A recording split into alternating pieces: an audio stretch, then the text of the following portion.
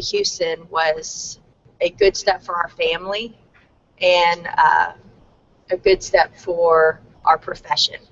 Texas, coming back to Texas was, I think, a step up because of our licensure and our community here. So we've kind of bounced a little bit all over, and our families are all over, but it works. Yeah, that's a quite the globetrotter story there. Sorry. Kat, in your opinion, in all these various experiences, what's the worst thing that you've dealt with? I mean, you just told me earlier you had a 9:15 appointment with a colleague fracture. So what's the worst thing you've dealt with? Um, well, I have had to do the CPR, an AED, and fortunately they did survive. That also, I think, is the worst thing. But I've I've seen mostly everything, but I do get surprised frequently. We've had the ankle fracture dislocations. We had two non-contact femur fractures. Knock on wood. We haven't had one this year, but one last year and the one year before. Non-contact femur fractures. So that was pretty interesting, and it took a while for them to get back, obviously. But managing that at practice was okay, but the other one was in a game, and having everybody, I'm riding with them after we package them on the golf cart, and I have, parents, yelling at me from the stands. Is he going to be able to play? Is he okay? Is he broken? Of course, when you get the red split bag out, most people know that it's broken. But of course, I can't say that. I'm like, oh, he'll be fine, as we're driving to the ambulance. Um, I've, I've had a couple of weird ones. One of my athletes, about 3 or 4 years ago, avulged all of this, almost like somebody came through his face mask and pulled his lip down, and so that tore everything. So I could have just pulled it all the way down.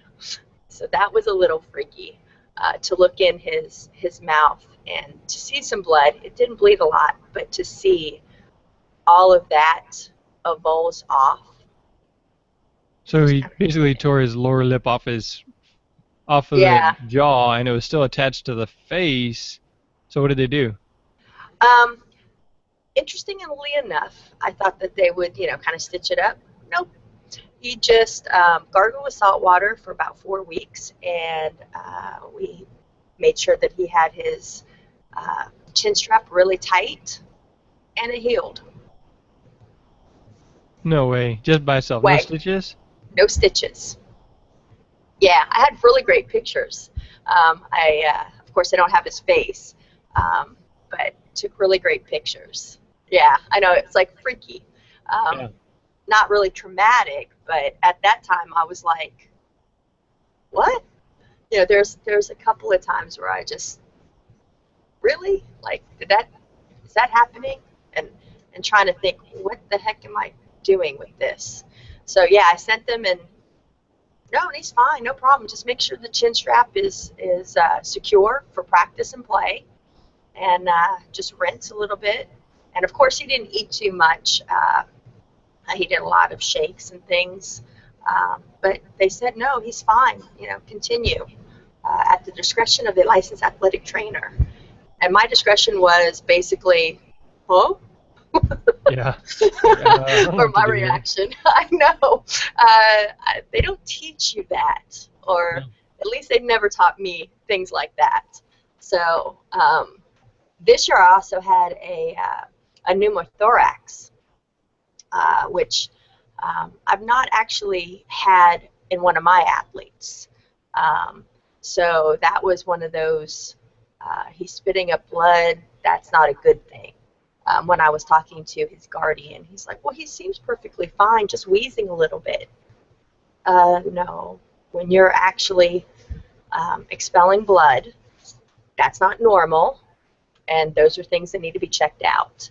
And so we had a good sideline position at that time. He just got squashed. And so he was out for about 2 or 3 weeks. And it took about another 3 weeks after that to kind of get him back cardiovascularly, because we started like on 5 minutes on the bike and he would be winded. So it was kind of a difficult road for him. And, you know, again, he just got squashed up in a tackle, got laid on, and came over and was sitting and told an athlete to come get me. I was on the sideline, and I came and I said, oh, okay. And I looked at him and I said, you feeling all right? Well, a little bit. And he had some blood, so we rinsed it out. I said, well, just sit there and I'll come back to you. And no sooner had I walked like 3 steps that he yelled at, you know, Mar, and I turned back and he just would start spitting. And I was like, ooh, this isn't good. So I have student trainers that are in my shadow, and I turned to my shadow and I said, go get Dr. Rand now. And so they went to the other side and got Dr. Rand, and he came over, and because I was like, again, not really a good situation, and everything seemed fine. So that's why the docs are there, to get paid the big bucks. Yep. Or volunteer their time, either way. All right. Tell me about what you think maybe your most memorable moment as an athletic trainer. 1995 Atlanta Braves World Series. I really like that. I like being involved with that. I really enjoyed the boys. But now, as a high school athletic trainer, I just like to see them succeed, academically, personally, athletically, through their rehab, and those that are just on the team that I don't get to see that actually are successful. I really enjoy, I have one former athlete in here right now. They come back, and I think that's the highest compliment, when they come back in college, out of college, you know, preparing to go to play for pay, and they still come back and they see the high school athletic trainer. I really like that, and that's something that I really enjoy, is to see them come back and be successful, whether they're in athletics or not. Just come back and kind of remember, oh, I remember you, and thank you so much. You know, you are a hard ass, but I love you. So that I like. All right. If you have one piece of advice for athletic trainers, what's that going to be? Keep learning. Keep learning. Keep swimming. Every day is different. I want to mimic everybody else. You know, take the time for yourself. I don't know how to do that. So that's one of those do as I say, not as I do. I don't know how to say no, really, when it comes to, can you cover this, can you do that? I'm passionate about increasing athletic training, especially in the secondary school. I'm passionate about the Greater Houston Athletic Trainer Society getting as many members and making it as successful as possible. And so that sometimes I have several irons in the fire. I want to be of use. I want to be very helpful. I want to be an advocate. So sometimes you just have to step back and take some time for yourself. I'm still in the process of learning that, but that's really great advice, is to take some family time and learn to say no. I just don't know how to do that yet after 24 years. So you learn how to do a Google Hangout. You'll learn something. That's right. I love this Google Hangout thing.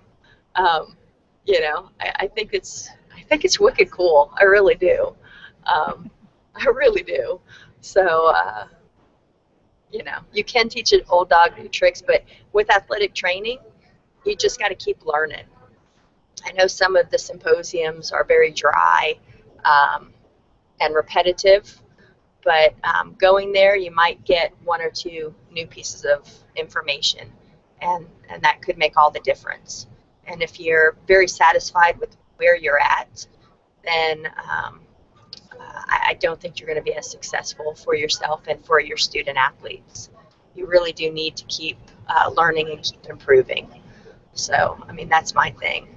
I just told one of my students that just graduated, educationally now, I would love to go back to school. I don't think that I would make it in the athletic training program now. She was like, no way. And I'm like, yeah, they take a lot of classes that I never took a pharmacology class, Right. or a chemistry class, or any of those.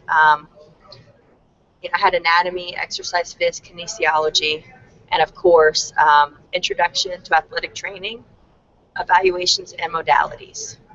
That's what I graduated with undergrad. That's it. And I'm an athletic trainer. So I do think that we have come a long way educationally, and I totally support that. I think we absolutely need to continue learning. I'm just not going to get into the old undergrad graduate paradigm. We'll let Josh Yellen do that. Yeah. All right. All right. So tell me, who are 3 people you would like to thank and why? I think I probably wrote it down a lot better. I'm smarter in writing. Well, first and foremost, of course, God.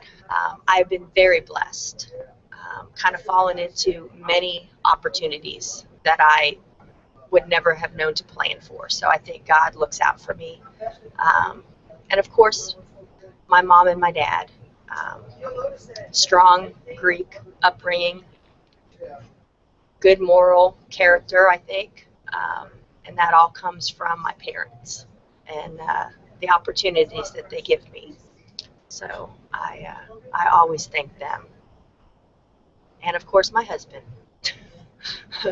I always thank my husband. I'm very lucky to have found him.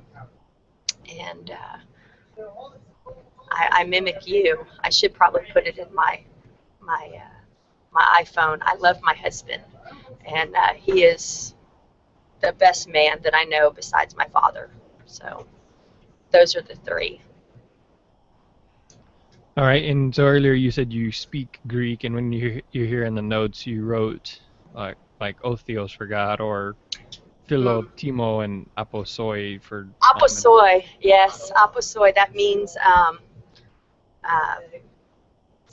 like from my village. My mom used to always remind me, and I do the same thing with my students. It's not just you. I think most ethnic people, it's you are the representative of your family and your family tree. So aposoi means a lot to me because I am the Greek daughter of a Greek daughter of a Greek daughter, and I take that very seriously. I enjoy that identity, and my aunts were strong women. Very little means. We come from very humble back in Greece, and I love going back there and seeing all my family and tracing the lineage. And it's where you come from is important, and to know that you represent them, not just yourself. It's your name. So that's what that means. And Thea and Thea is like the very, very similar to the Spanish tia, uncle and aunt. Gotcha. All right. Well, that is Katmar. Up next we have Alexandra. She's logged in. So Katmar, thanks for everything you do for GHATS, for encouraging the education. I know we're going to try and have a conversation about the high school Student Athletic Trainer National Honor Society, and we'll have that on there so that some of the other programs can try and do that as well. So congratulations on your chapter. I know you guys are having your induction coming up. And so again, for being an encouragement, being someone to kind of look up to. I know Bill has pulled quite a few things off of your teacher website for the poster, the way that we go about working into that and that kind of thing. So thanks for being there, for being available, and like you said, being useful. I try. Thank you so much for what you do. I really enjoy the podcast. Whether I'm logged in live or not, I enjoy it. So thank you so much. You've taught me a lot. I try. So if somebody wants to get a hold of you, Kat, what's the best way? My website, my cell phone. My cell phone is 281-831-0330. And I know people are like, oh no, she put it out there. It's on my website anyways. But like you said, all of my lessons, all of our paperwork, I try to put everything on the website so that, I have friends or internet friends, like North Carolina, Pennsylvania, New York, California, Washington. And they pull off my website all the time. So anything that I have, anybody can use. I don't even need to get credit. Just use it, modify it, do what you will with it. So email me, cmar2@kleinisd.net, and hopefully I'll see everybody at NATA Baltimore and SWATA in Arlington. I'm not getting to go to Spats, so you're going to enjoy that. That's such a fun time. I remember going with Angerstein and Salter, so enjoy that, and I look forward to seeing your podcast on it. All right. Well, Kat, again, you're always welcome to hang out. We're going to go ahead and bring in Alexandra, because I think she's actually kind of in the middle of class. So thank you for joining us. All right, so stop that one. So, yeah, if you'll unmute her and then click on Alex, the third one, there you go. What's up, Alex?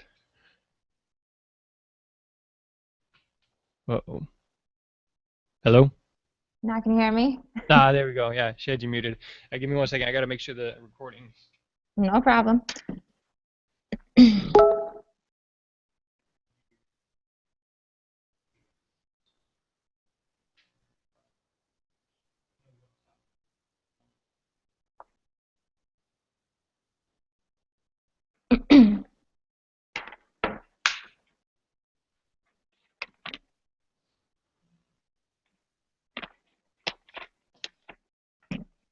All right.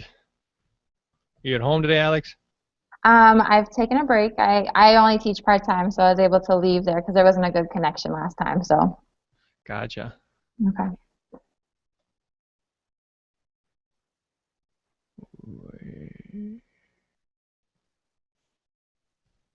All right.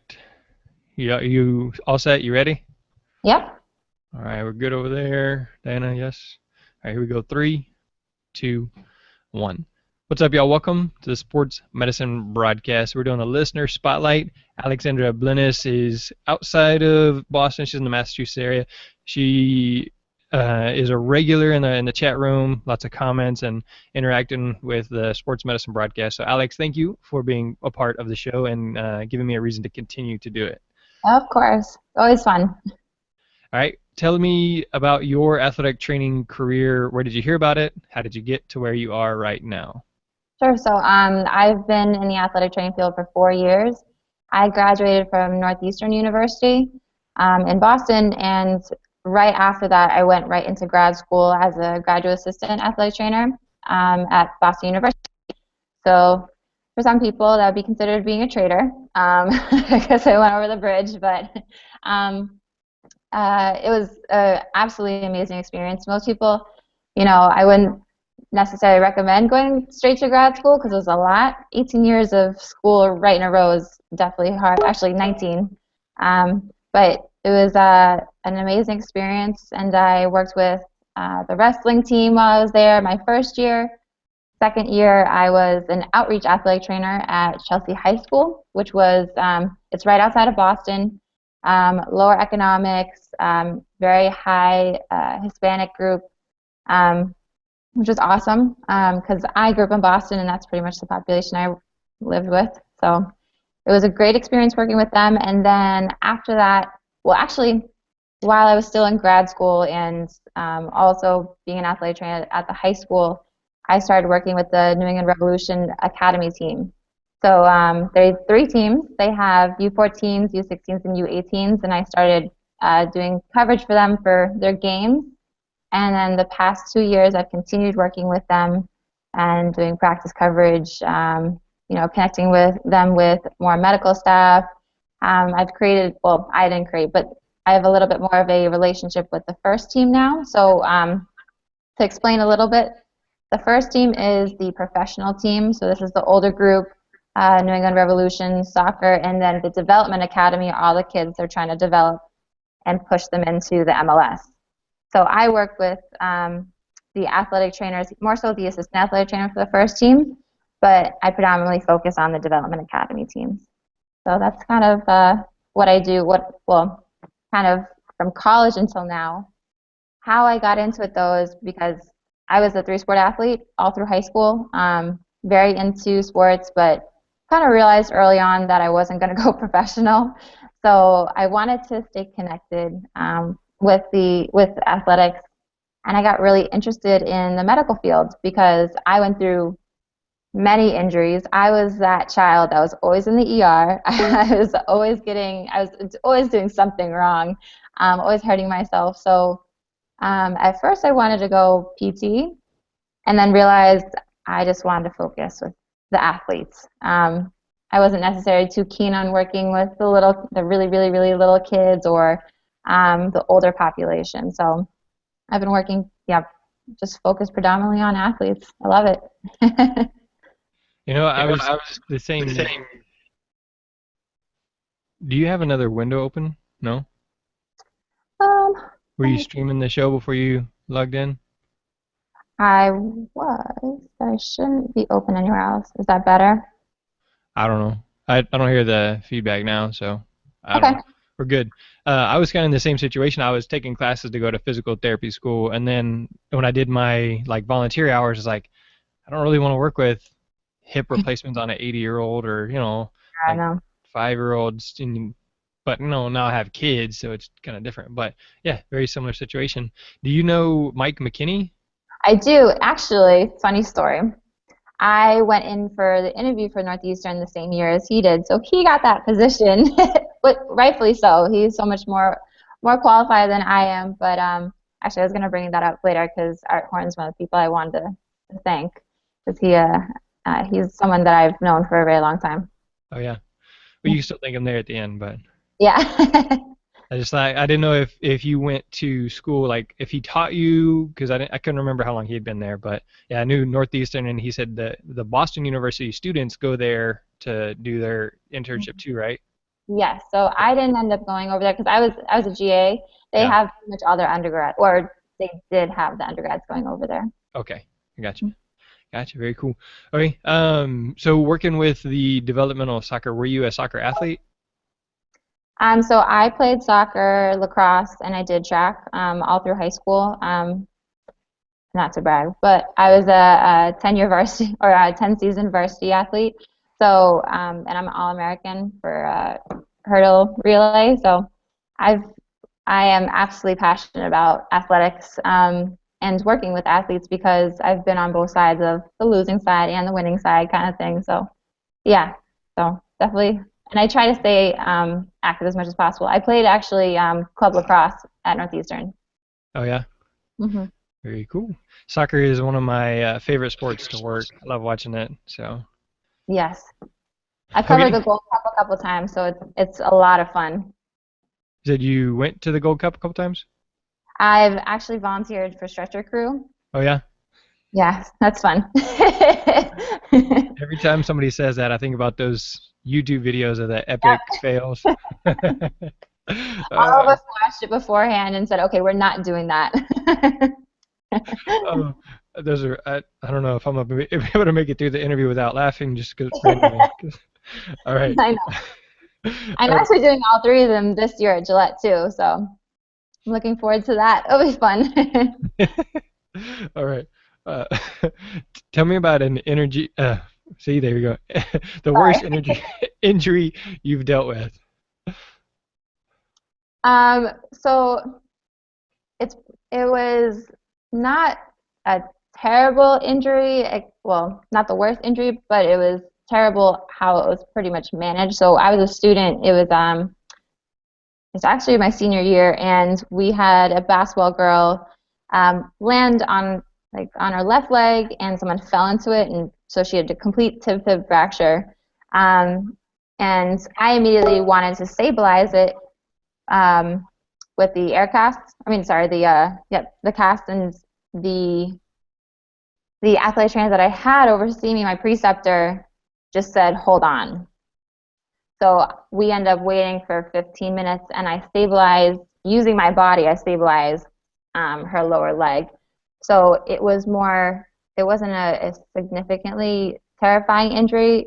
It was more the feeling of the bones moving back and forth, and her seeing her going through her pain, and wanting to, take the right procedure and, stabilize her with not just my body, but obviously something a little bit more sturdy.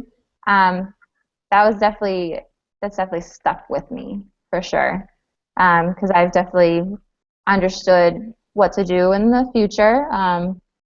Or definitely know how to. It's kind of, you learn the do's and don'ts sometimes in the wrong time, but that was definitely significant. One other one was I had a basketball player. It was just a scrimmage, and he had an opponent come down. They'd gone for a rebound, and his elbow hit this player in the face. So he had a complete facial fracture and a concussion, very major concussion. So slurring words, couldn't understand what was going on. His entire face was numb, and his eye started to roll back, just that one eye, because the muscles were being pulled apart essentially. So that was pretty terrifying. Emergency room visit, the whole thing. Had immediate surgery. That was pretty crazy, just because on top of it, I didn't have very good supportive staff. And this was at the high school and it was 8 o'clock at night, so no one else was there. So I was pretty much dealing with it by myself, and a very unhelpful coach. All right, talk me through the tib-fib fracture. Was it open, and then how are you stabilizing it with your body? Yeah, so it wasn't open, luckily. But what I did was I had where the fracture was pretty much at my stomach, and I was holding on to her above and below, kind of with my arms. But I had her kind of just stabilized like that. And my preceptor was just at her head, just trying to talk with her. But it was just not a very good situation, definitely, because you just could feel the bones just like moving back and forth, no matter how much like I held on, because I also didn't want to cut off her circulation. Because at one point I was holding on so tightly, she was like, my foot's starting to go to sleep. I was like, okay. So it was it was very definitely a stressful situation. Huh. Yeah. Very. Yeah. All right. Okay. And then with the guy with the eye, did you tell me that story before? Were you watching when we were talking to Dr. Pham? I think sounds like familiar. I think I might have. It's a very interesting story, so I probably talked about it before. Gotcha. All right. All right. So tell me some of your most memorable moments as an athletic trainer.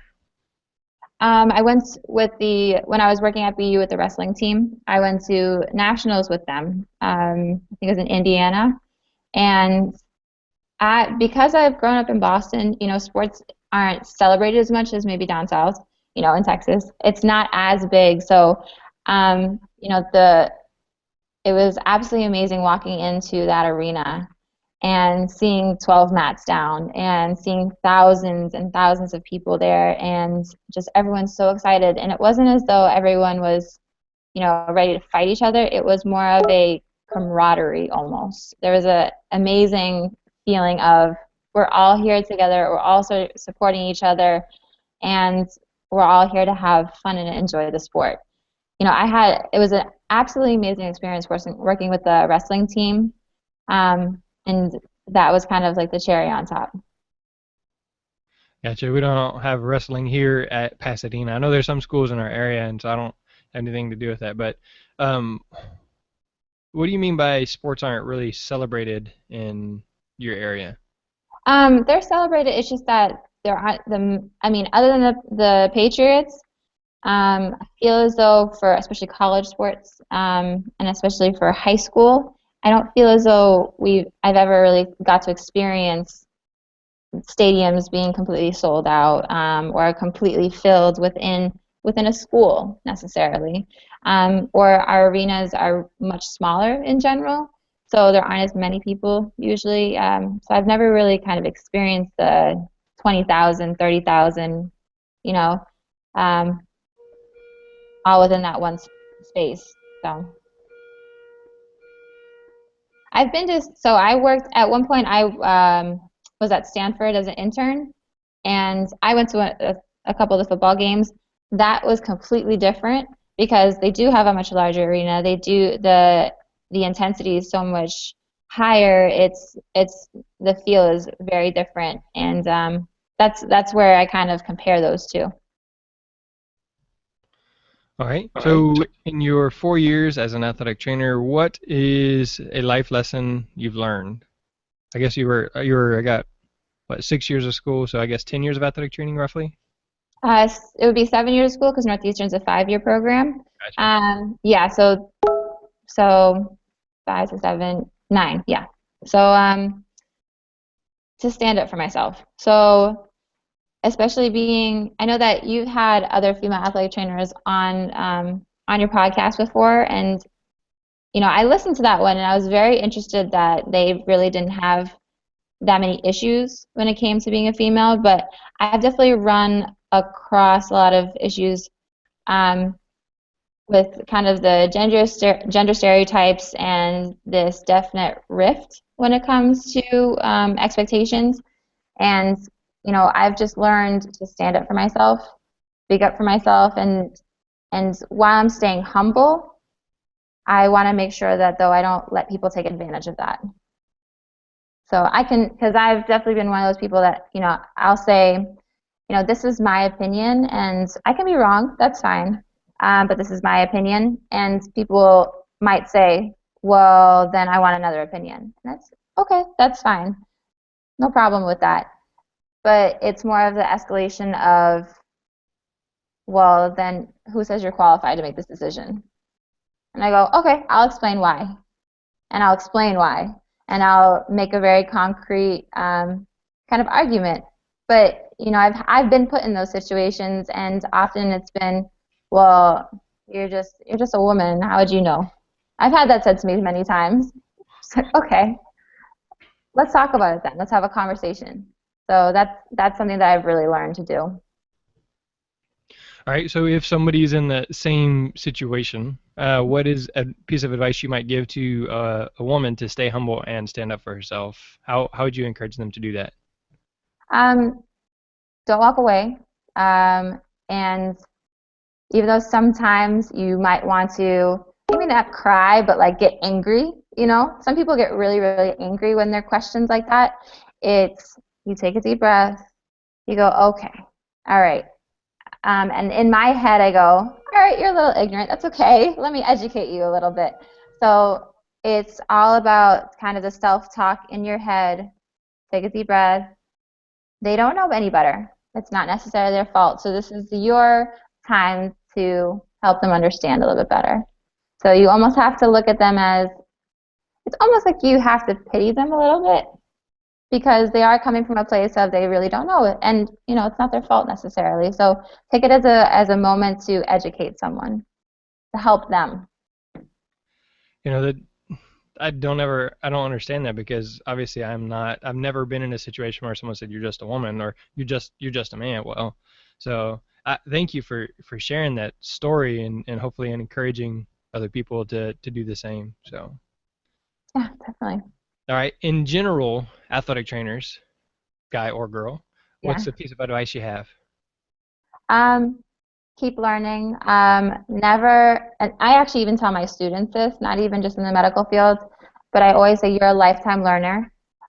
Never ever stop learning, never stop wanting to learn, even though, especially for my high schoolers, you don't want to sit in class and necessarily listen to me talk, and that's perfectly fine.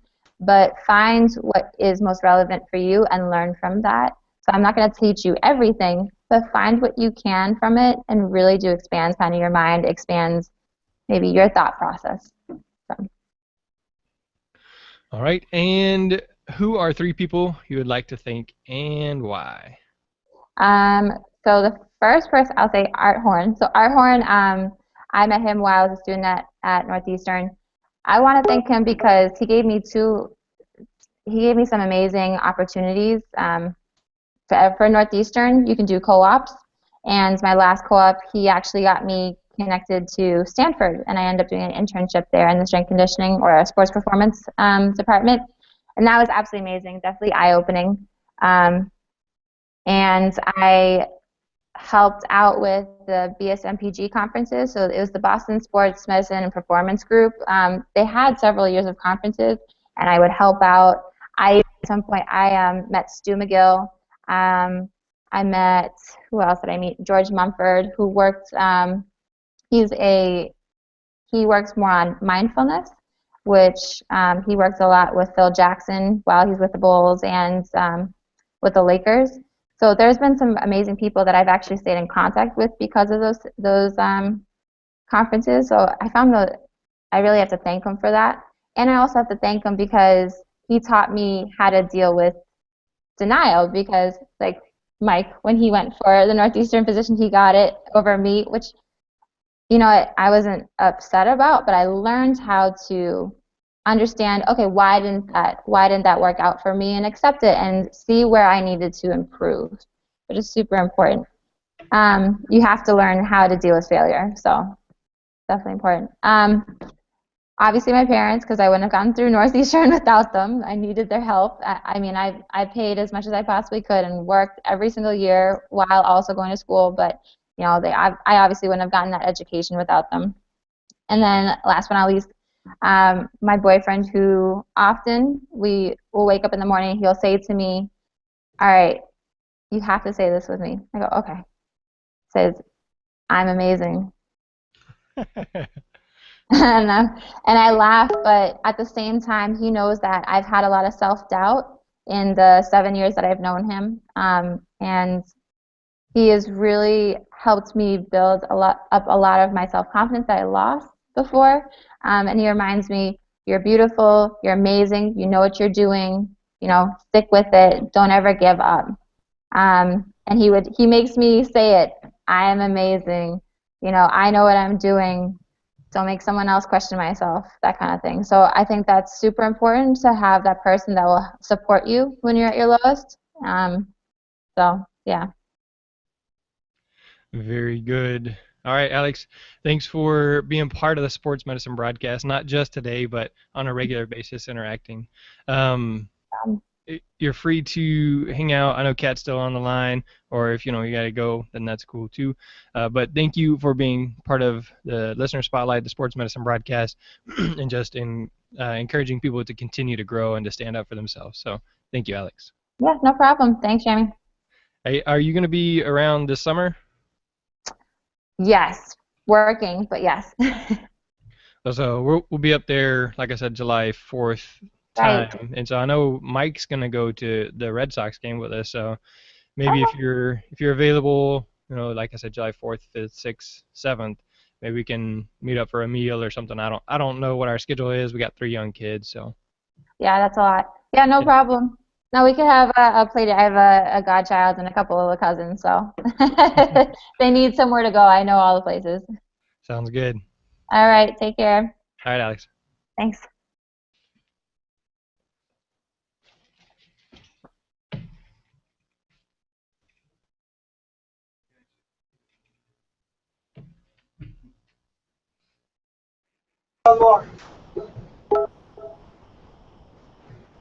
We're putting out a transit center, and guys, we're putting out a transit center in South We're going out to the grade. Kat's yelling at her kids over there, so.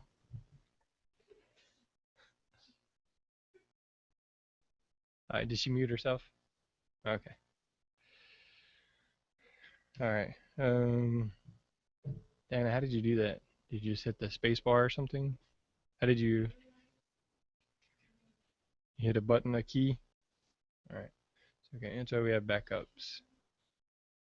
I just have to remember what it was. So, all right. Next up on the podcast, we'll have John Seco coming in. He was a recent guest talking about mental health, and so he'll be just coming in and telling his story of athletic training, how he got to where he is. Let me take a moment and encourage you to check out Frio Hydration. I know we were in a conversation on the secondary schools Facebook group about water or hydration needs. And so I think it's a top quality unit. I think it's a little pricey, but it's one of those things you kind of get what you pay for.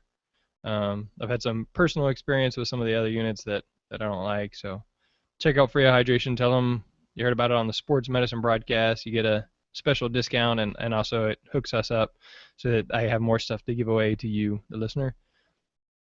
School Health each month gives away a school gift card, so check those out too. Schoolhealth.com/SMB, schoolhealth.com/SMB. So I'm Jeremy Jackson, host of the Sports Medicine broadcast. Melissa, thank you. Diana, thank you. And Ariana, happy birthday. Thank you for being here. You want me to sing for you again, Ariana? No. You sure? I got a beautiful voice. I am a great singer in the shower when nobody listens. So, we are...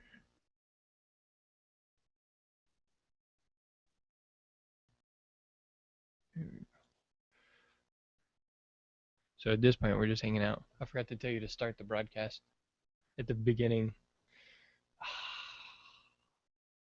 I gotta write all these steps down. It's okay. It's all right. It's all right. So, Kat, if you're there listening, I don't know if you still have your headphones plugged in, but you can jump back in the conversation. Alex is there. She got herself muted, so she may just be hanging out. So other than that, I'm just doing the same, just hanging out, enjoying the time.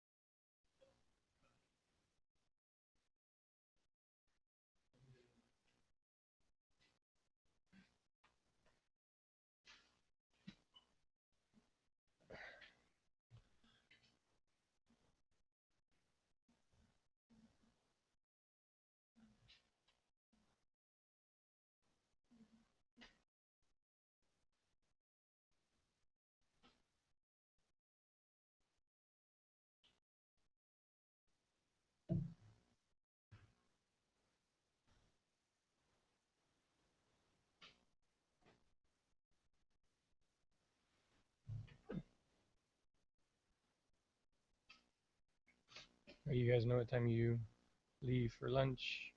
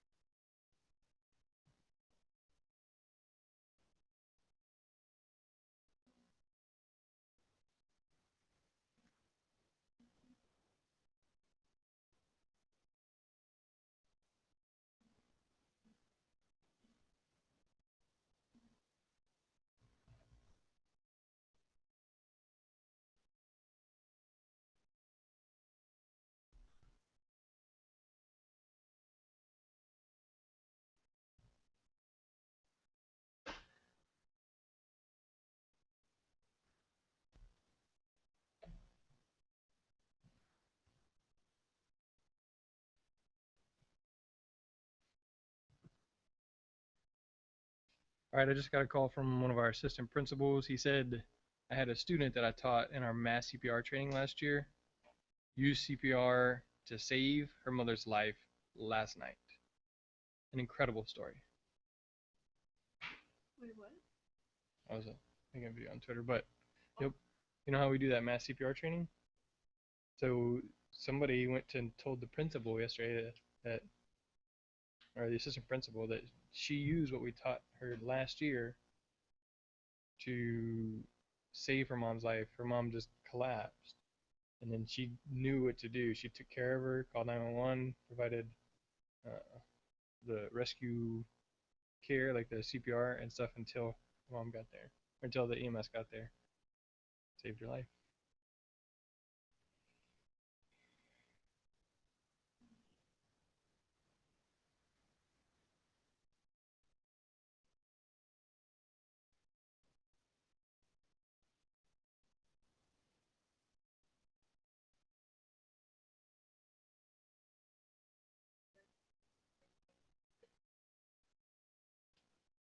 I don't know if it's gonna rain.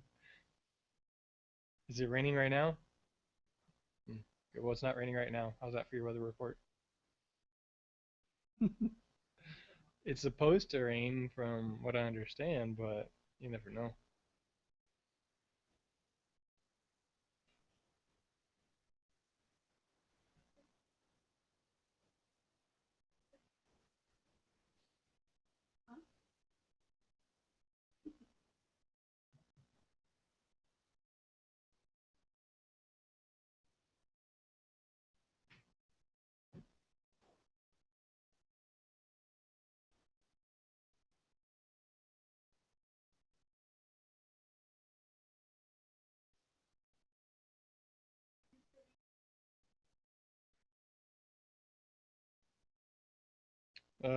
Yeah, not. It's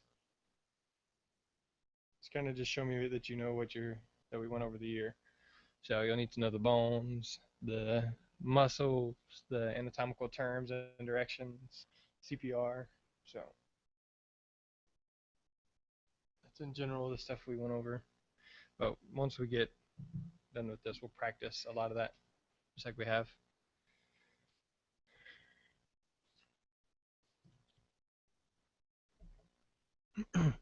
I'm not super interested in you having to spell them, so you can always Google how to spell it. You don't have to know how to spell gastrocnemius, but if you can show me where it is and tell me what it does, then that's what we need to know.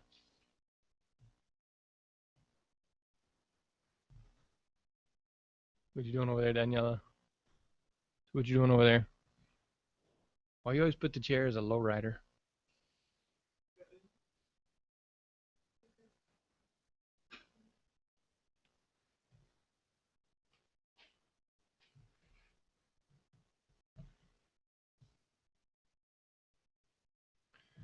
Maybe I should do it on Snapchat too, huh?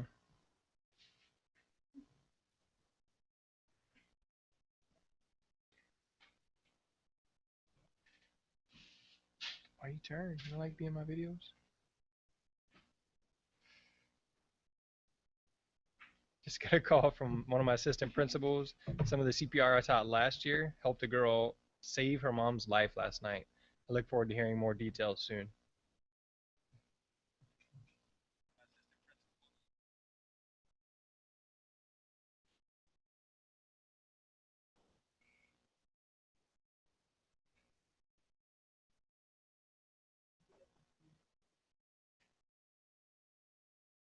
Yeah.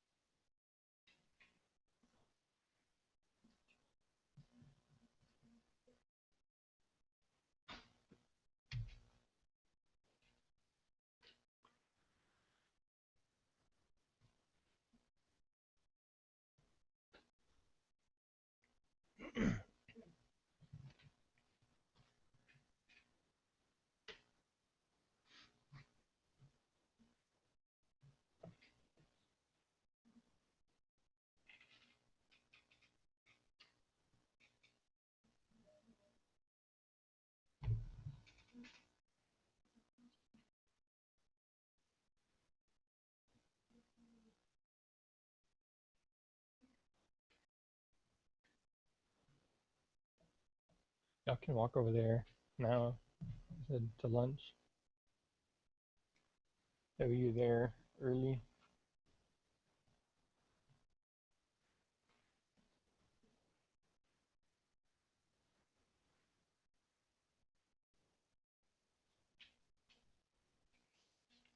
At this point, I'm just waiting for either somebody to... Okay.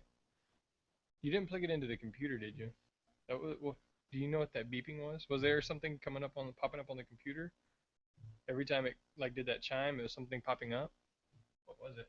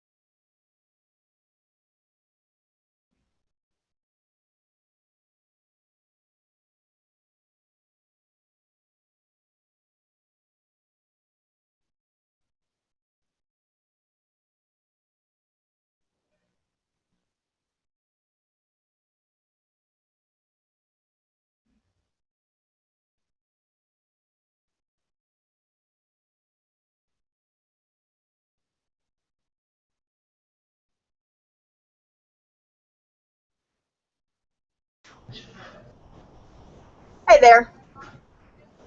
What's up, Kat? I'm back. It's just been one of those mornings. Here, let me open. Sorry.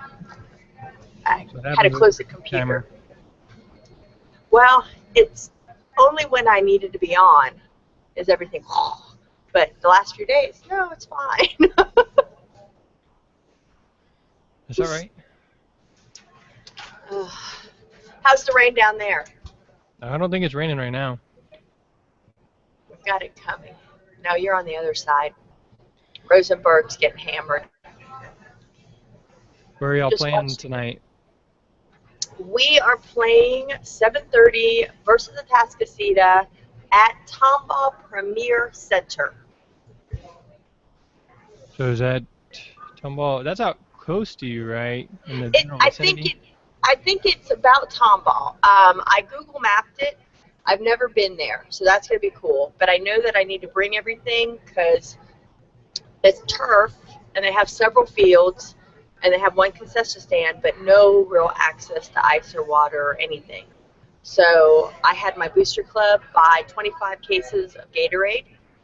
We're icing that down in a big long cooler, and then 5 cases of water.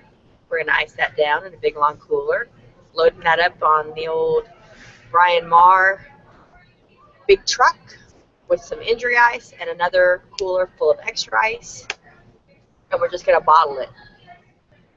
How are the players getting there? We've got a bus. Last time we had 2 buses, one for the starters so they could stretch out and one for everybody else. But since it's pretty close, I think we might just cram on one bus. Oh yeah, last time y'all played in like Austin or something, right? Yeah, we played in Austin the week before.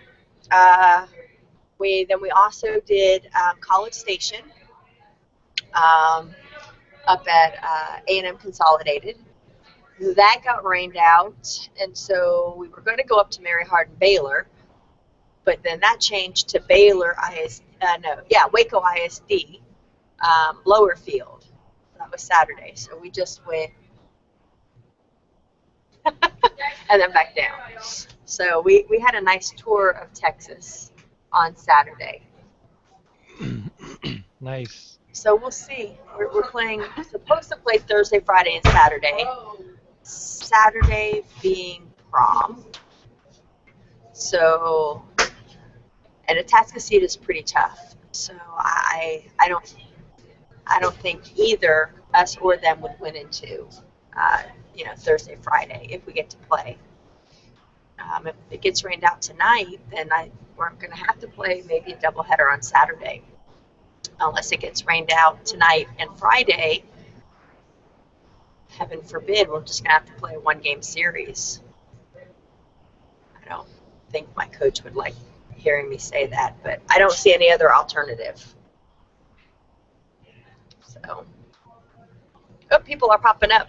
Yep, looks like Melissa or Tiffany, one of them joined in over there at Foster. Alexandria? Alex was the one we just talked to. Alexandra, Okay. She's out in Boston. She's the one we just talked to. So. Oh, I missed that. Did she have a wicked cool accent? No, she didn't sound like a movie Boston person. Sounded just like pretty similar to what I sound like. I don't know. Maybe not. Well, whereabouts in Boston was she? She went to Northeastern University and then Boston University, so she's right in that general area. Yep, my mom's from Lowell, but we have a house in Nashua, New Hampshire, which is just 2 exits up in New Hampshire. So everybody from Massachusetts comes to New Hampshire to buy stuff because we don't have the tax, like Taxachusetts. But all my, my second, third cousins. No, Alex. You guys do have accents. Boston? From Boston.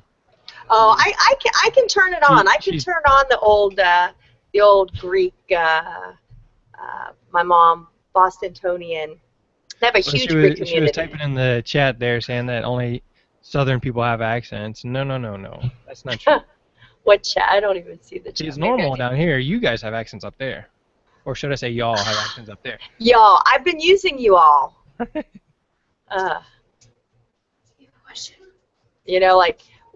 is she on, I don't see the chat on this, but, is she from Boston? Or, my cousins from Concord sound a little bit different than my aunts that live in Fitchburg. Well, she's chatting here. She's like messaging me, but Alex, if you want, you can jump back in. And right at this point, we're just kind of talking it up, having fun, enjoying company. Yeah, when I'm not scheduled, nothing happens. Hold on. All right, so we are doing. Hold on, give me a second. See the cat? She joins the conversation for you, and now you got to go do something else. Dang it, cat. Okay. It's all good. No, I was gonna explain. Boston Southie accents are different. Yeah. So they're really thick accents. You go down Southie or Quincy, they got the Boston accents. They got the straight up Boston accents. Oh, okay, I got you. I got you. South Boston. I got you. Yeah, exactly. No, that was taught out of me by my mother. She's very, very particular about how I pronunciate my words. Very particular. So, but I'll still, I mean, you give me a couple drinks and I'll sound more like the Hispanics I grew up around, the Puerto Ricans and Dominicans, and I'll even get a little Haitian and going. So, but You no. grew up your whole life right there in Boston, huh? Yeah, I wasn't born. I was born in Illinois, but I moved to Boston after a year. Gotcha. So, no accent, but but I actually gotta grab something. But I'll come back later. Okay. All right, bye. Bye.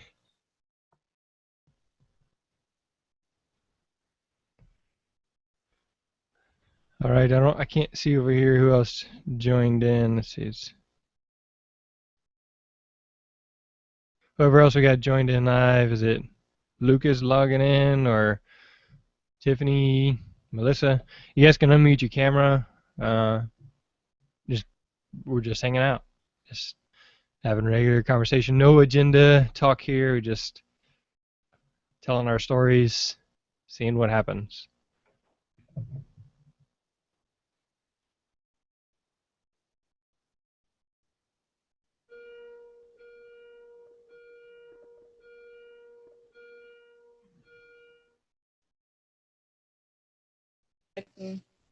Hey!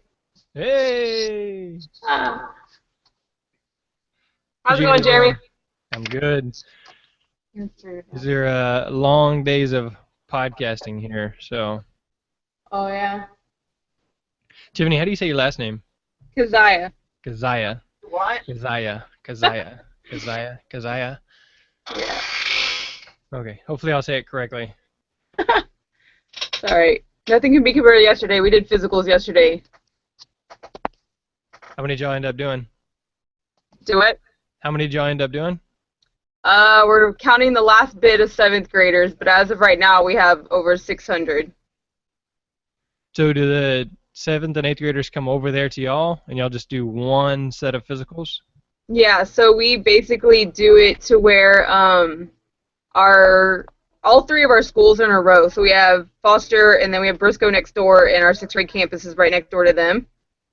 So basically how we do it is we have the Briscoe kids come over around 12:30 and we start doing their vitals and everything, and our doctors show up at 1 o'clock. And so they're lined up ready waiting for them. And then our high school students, they pre-register or they come after school. So if they pre-register, we can write them a pass to get them out of class. And then our word timer students, which is our 6th graders, they come over after school. So we were actually able to get them out, everybody done by about 5 o'clock yesterday. Gotcha.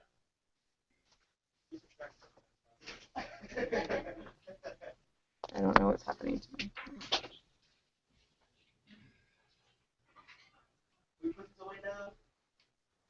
Oh, keep alphabetizing. 7:29. But we had a few that were turned in early. So what do you think? Like, how many do we have turned in early? Well, I already took those off of there.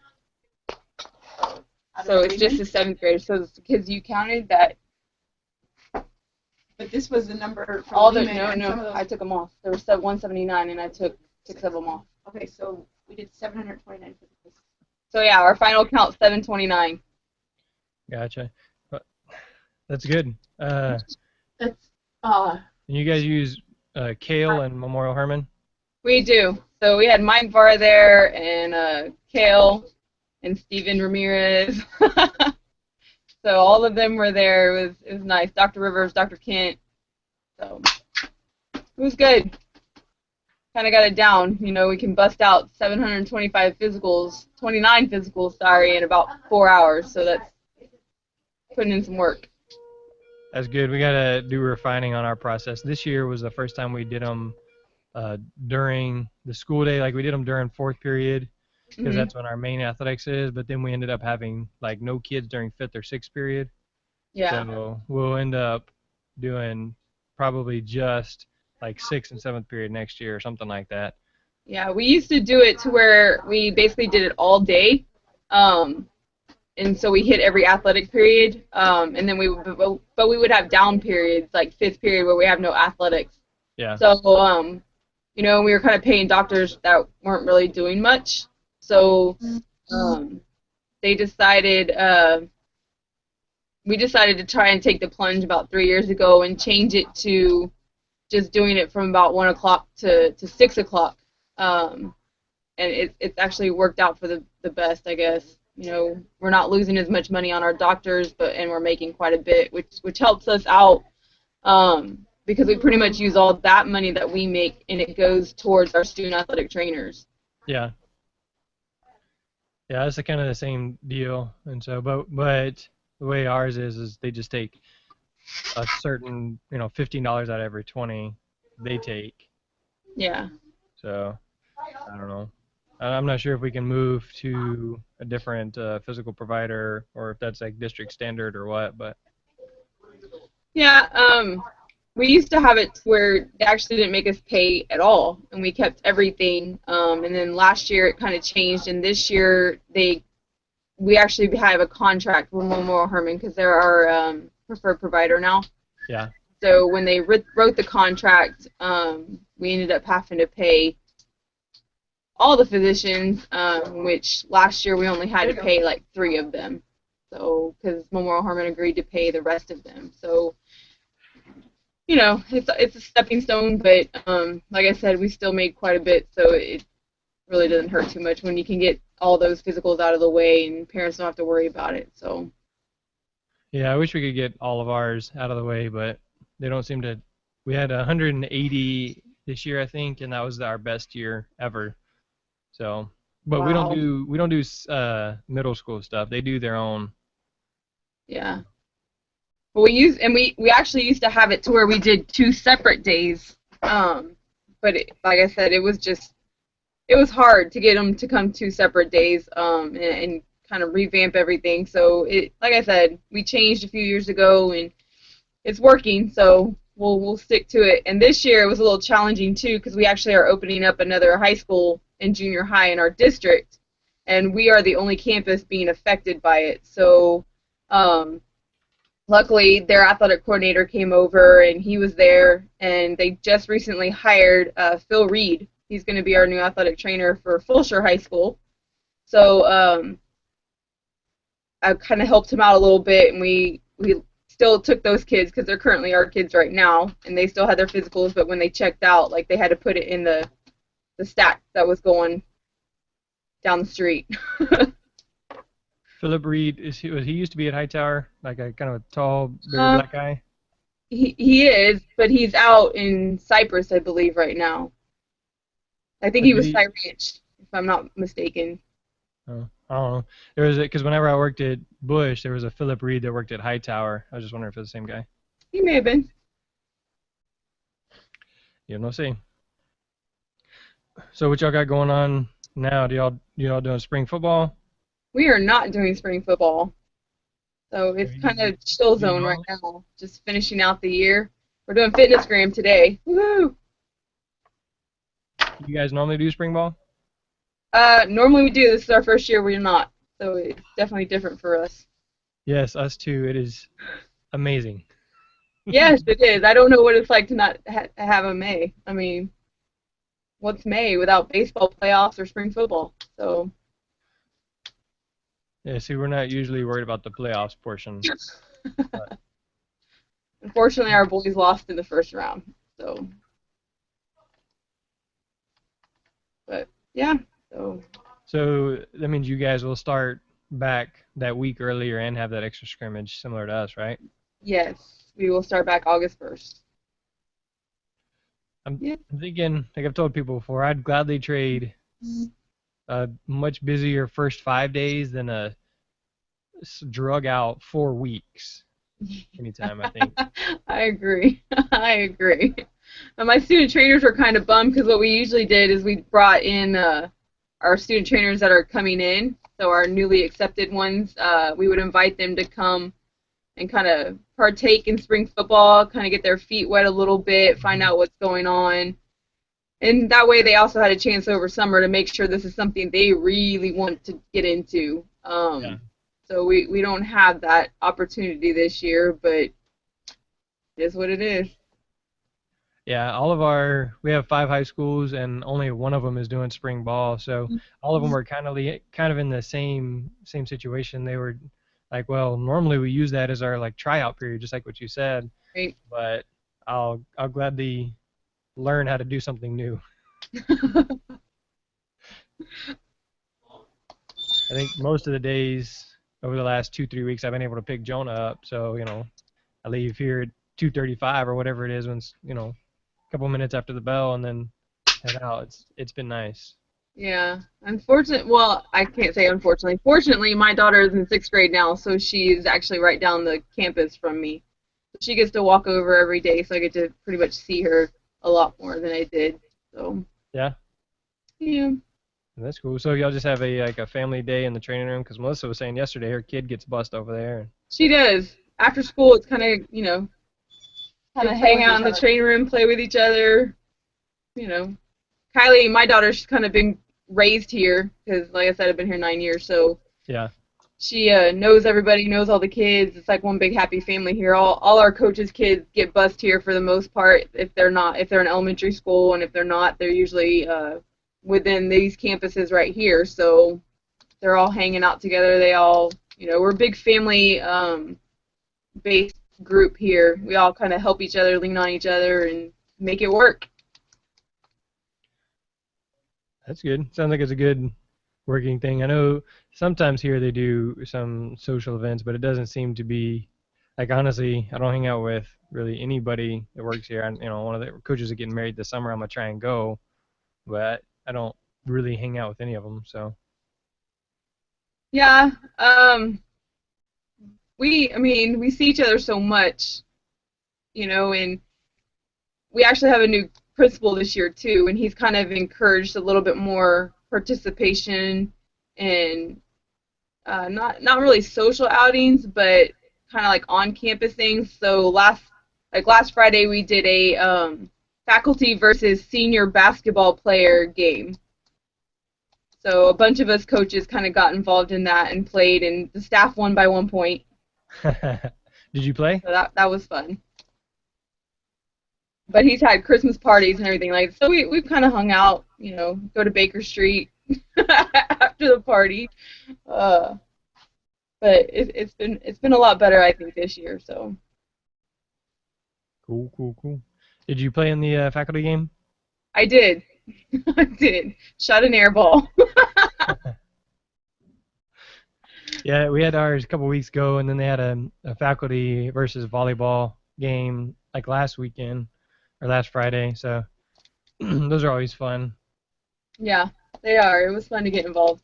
So, especially when you've been dealing with the basketball players and they talk mess to you, so you get to talk mess back. And our football coaches was kind of doing like some football tackling on the court. It was fun. Nice. Yeah, that's what I always tell them. I'm old, so I don't play. When I foul hard. So. All right, so Jeremy, I'm at 12 o'clock, right? Yes. Okay, so we're fixing to start athletics, so I'm gonna get out of here real quick, but I'll be back. Okay. Well, thanks All right. for jumping in. Yep. All right, bye. Bye.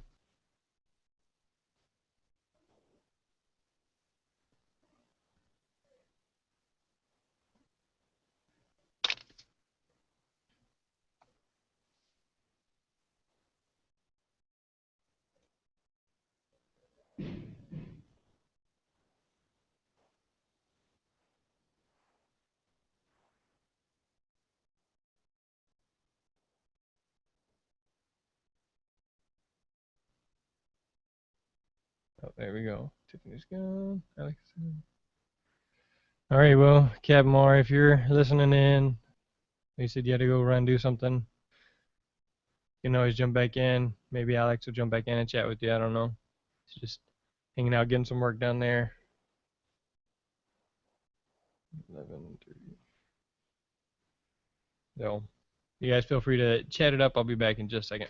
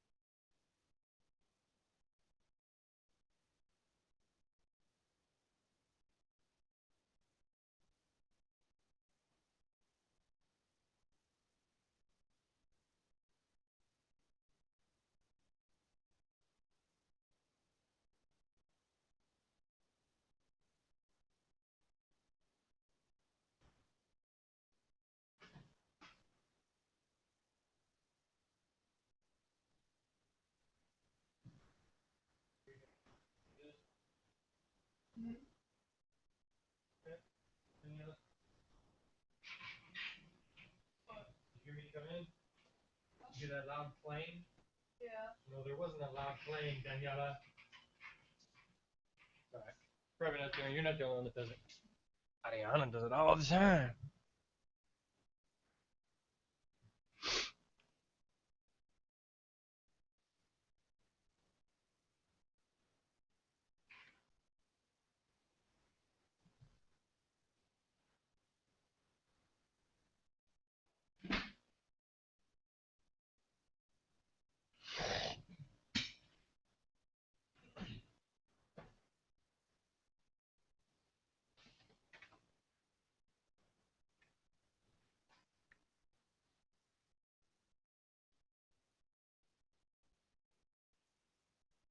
All right, I'm back. If somebody was wanting to jump in, Kat, if you're there, wanting to talk, Melissa, if you're there, wanting to talk.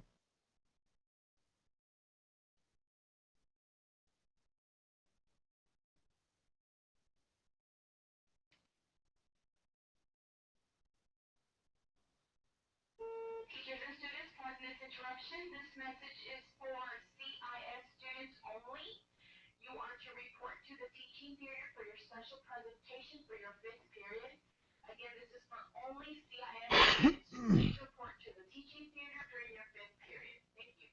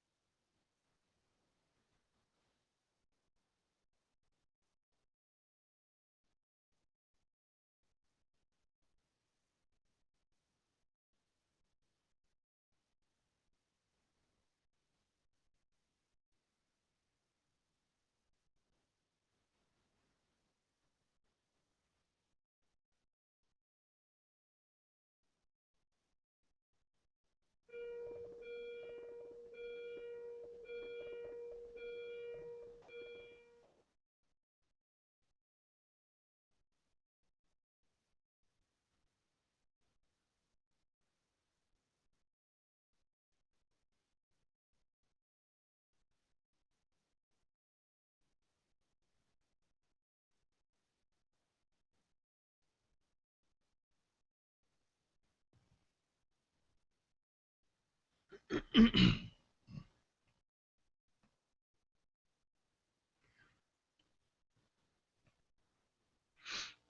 right, so again, I'm just hanging out here, waiting for somebody to join me. Just hanging out. John's coming up, should be in the next few minutes. So, let me make sure he knows.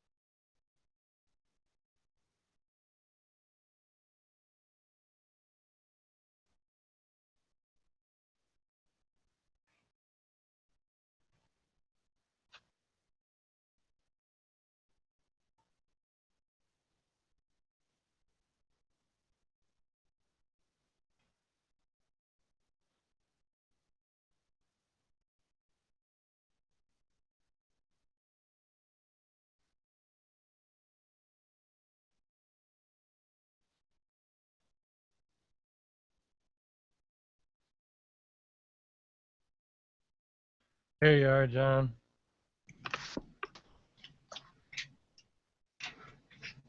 What's up, man? Can you hear me? Yep, I can hear you. Yes, you can hear me? Yep. All right, there we go. Cool.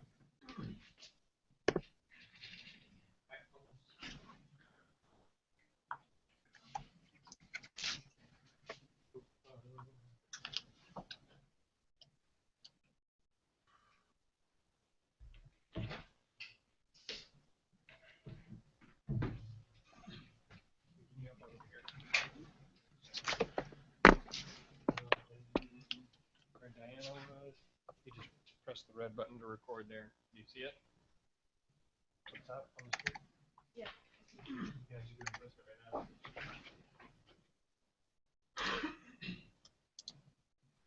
You gotta check and make sure that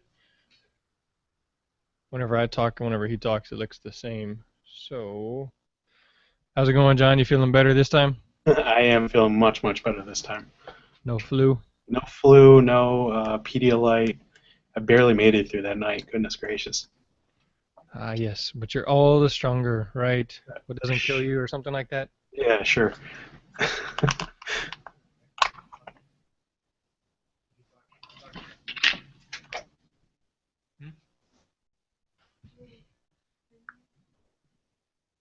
All right, so we'll turn up just a little bit. All right, you just about ready? I am all set. Let's do this. You're going 3, 2, 1. What's up, y'all? Welcome to the Sports Medicine Broadcast Listener Spotlight Series. We are highlighting John Seco. He was recently with us talking about mental health and drug abuse and all the great things they're doing there in his neighborhood and his school.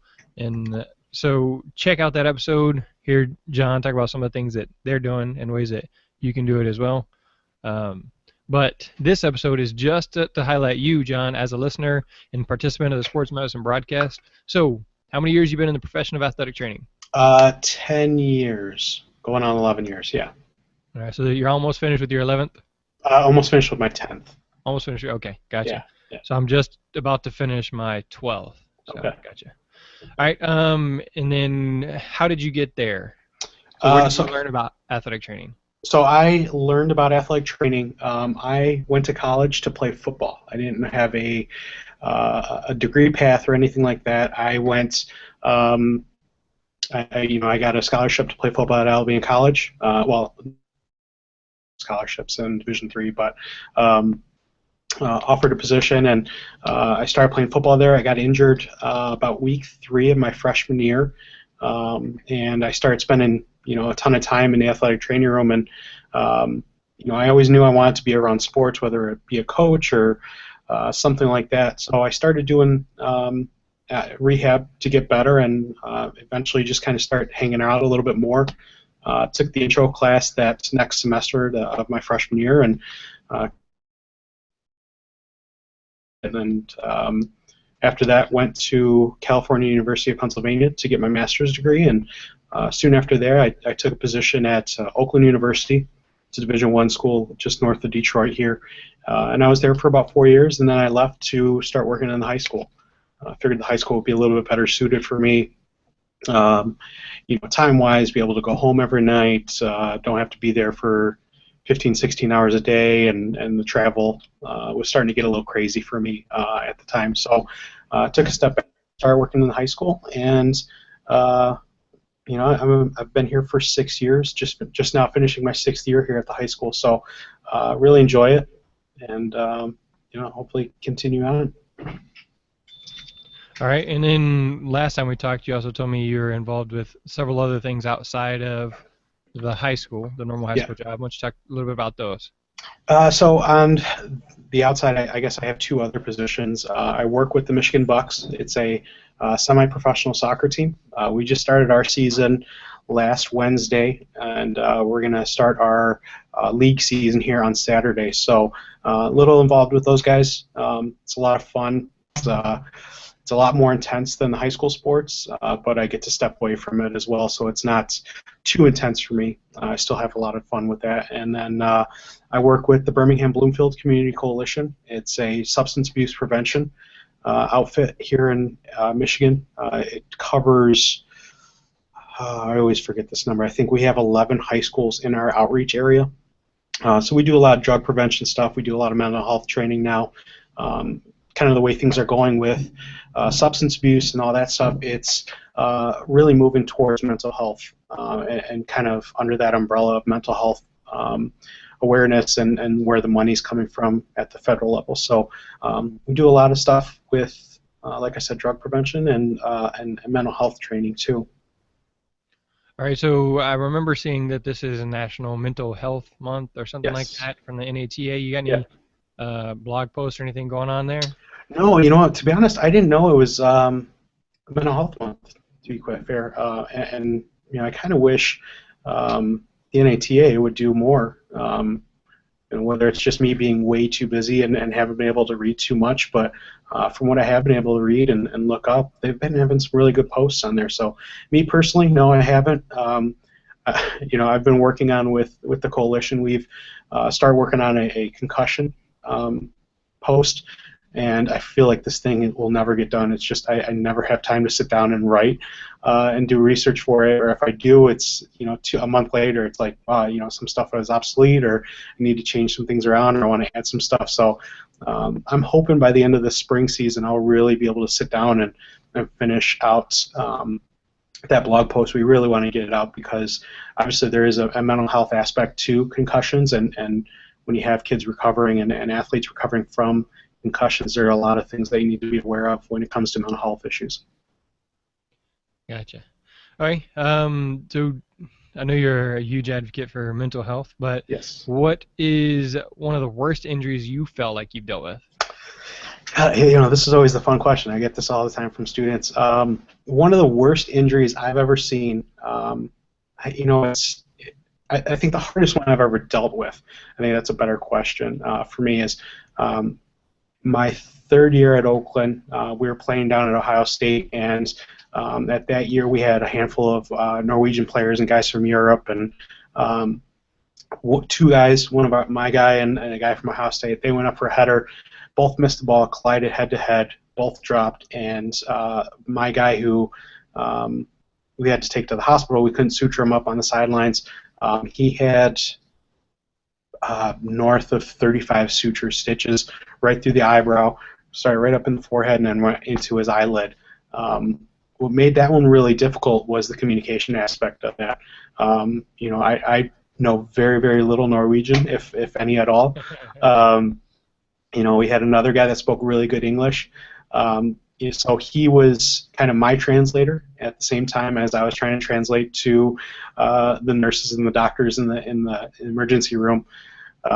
So that was it happened right in front of me, and soccer rules are if you have to be waived on for an injury, but that was one of those. That's probably the only time I've ever been onto the field before we were waived on. The gash was so large that I had to grab it closed with a towel, and then we basically had to transport him to the emergency room with me holding the wound closed with the towel over his eyelid. So that was a lot of fun. It was a difficult one, but I think it's a good ending. He's actually on TV in Norway. He's a sports broadcaster out there, so I think we did a good job and kept his eyelid together, and he looks good on TV. So when it split, did it split all the way, like the eyelid was kind of pulled apart, yeah, or did it remain intact at all? It remained intact, but it went probably about the top third of his eyelid, went through the eyebrow, top third of his eyelid. We couldn't see through the eyelid to his eye or anything like that, but it was just open that much that he was bleeding everywhere.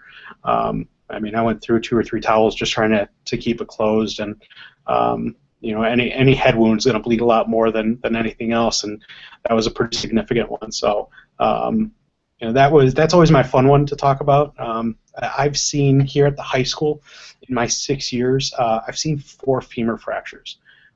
Which is kind of crazy in my opinion, and I've talked to a handful of ER docs, and they say they have only seen a handful in their career, and they're always like car accidents, and here I've seen them.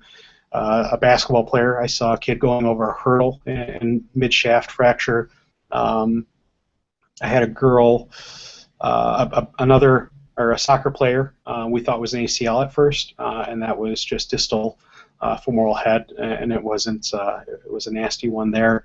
And then I had a girl carrying a canoe. They do a big camping trip here at Bloomfield Hills High School every year. It's called Man in Nature, and they go out to Killarney Province up in Canada.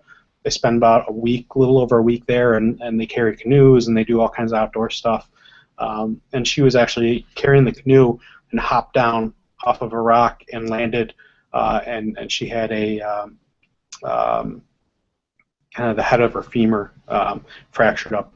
So, and they're all the way up in Canada. She really didn't know it at the time, and once she got off the bus, she couldn't move at all because they were putting stuff onto the bus and getting home. So she spent about 15 hours in the bus kind of sitting there, a little bit of pain, and once she got off the bus, she was in tremendous amount of pain. So, seen a handful of things, but they've all been easy to deal with. 15 hours riding with a femur fraction on a bus. Yeah. Imagine that. It's impressive. The girl, we had a fracture her femur. She was alone. She was kicking a soccer ball, just twisted, and then, she was just laying on the ground. It wasn't screaming, crying. Just the only time she screamed was when they applied that traction and put it back in place, and then after that she was okay. But yeah, we had last year a kid was he was doing like step overs on a hurdle. He wasn't doing a full hurdling practice. It was day before meet, so typically around here they go really, really easy. So he was really just kind of getting his steps over the hurdles, and he only had 2 hurdles set up, and over that second one he landed at mid-shaft, and we knew it was pretty serious. It looked like he had 2 knee joints, and I asked his pain scale, and I said, where are you at right now? 1 to 10. And he goes, oh man, it's pretty bad. I'd say about a 4 right now. And I'm like, you've got to be kidding me. This kid is an Iron Man, you know.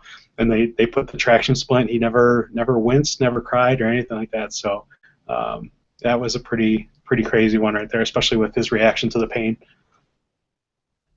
Yeah, I don't ever want to experience that, No. but it's interesting that there's so many stories of femur fractures, which being such a massive thing where the kids don't really seem all that disturbed. But Right.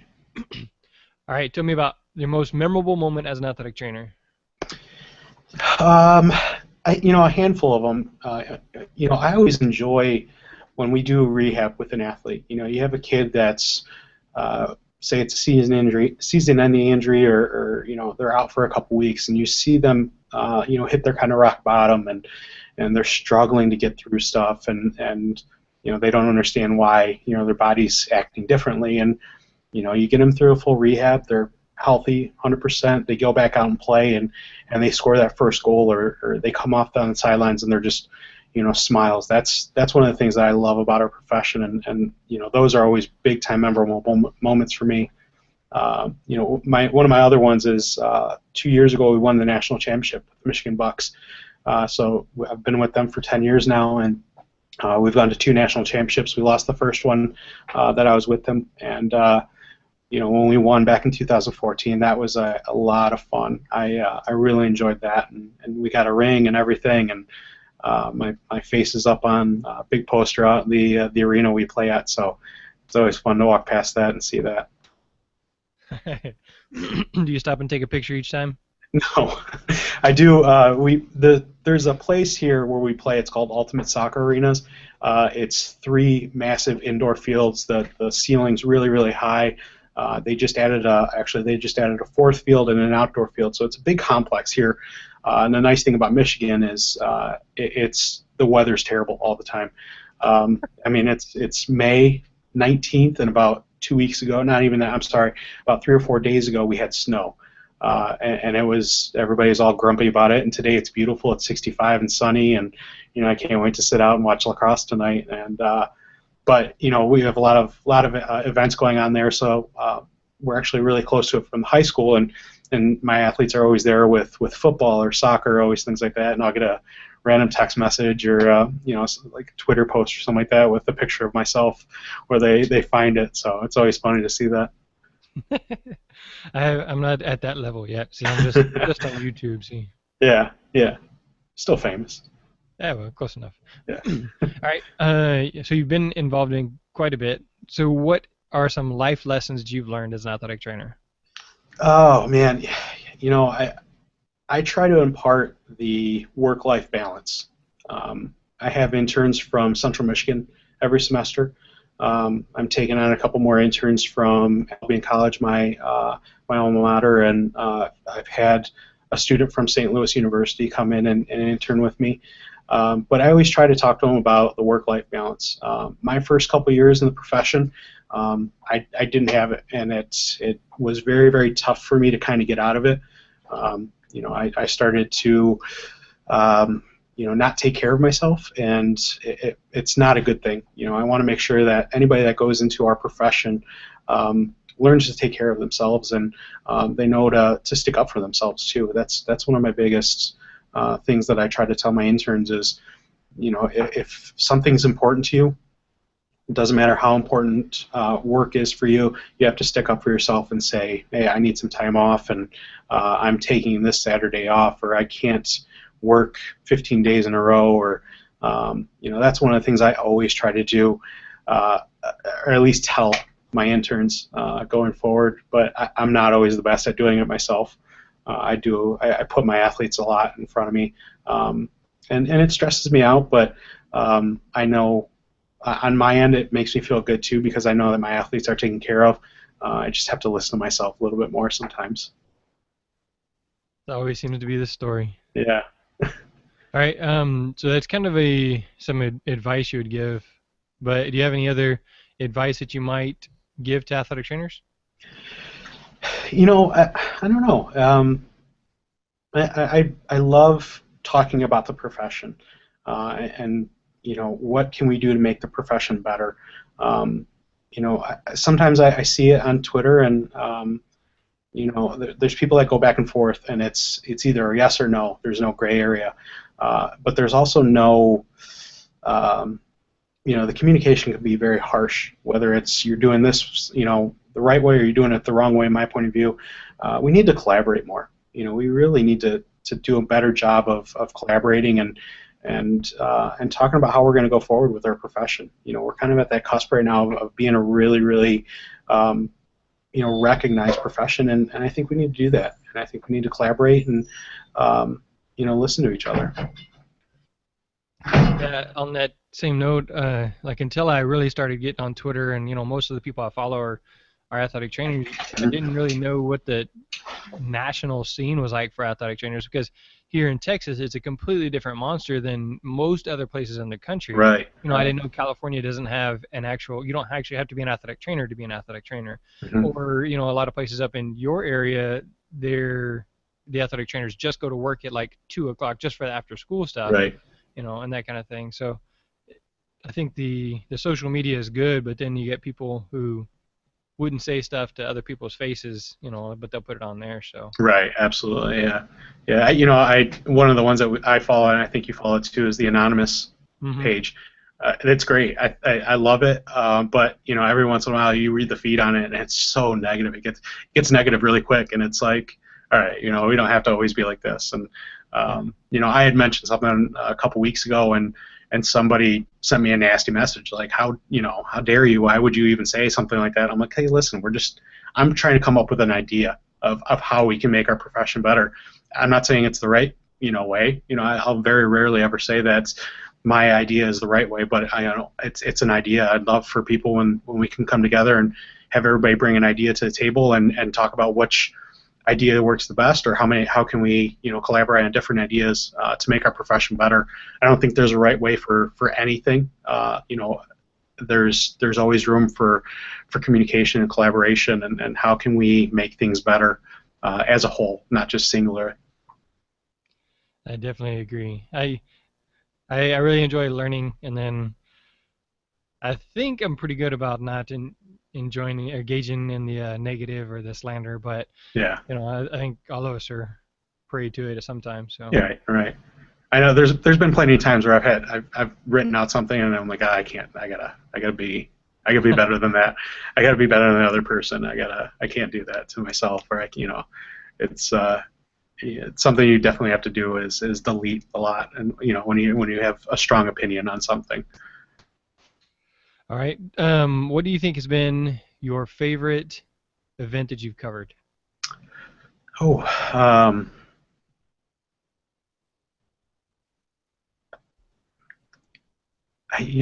think it would go back to that 2014 national championship game.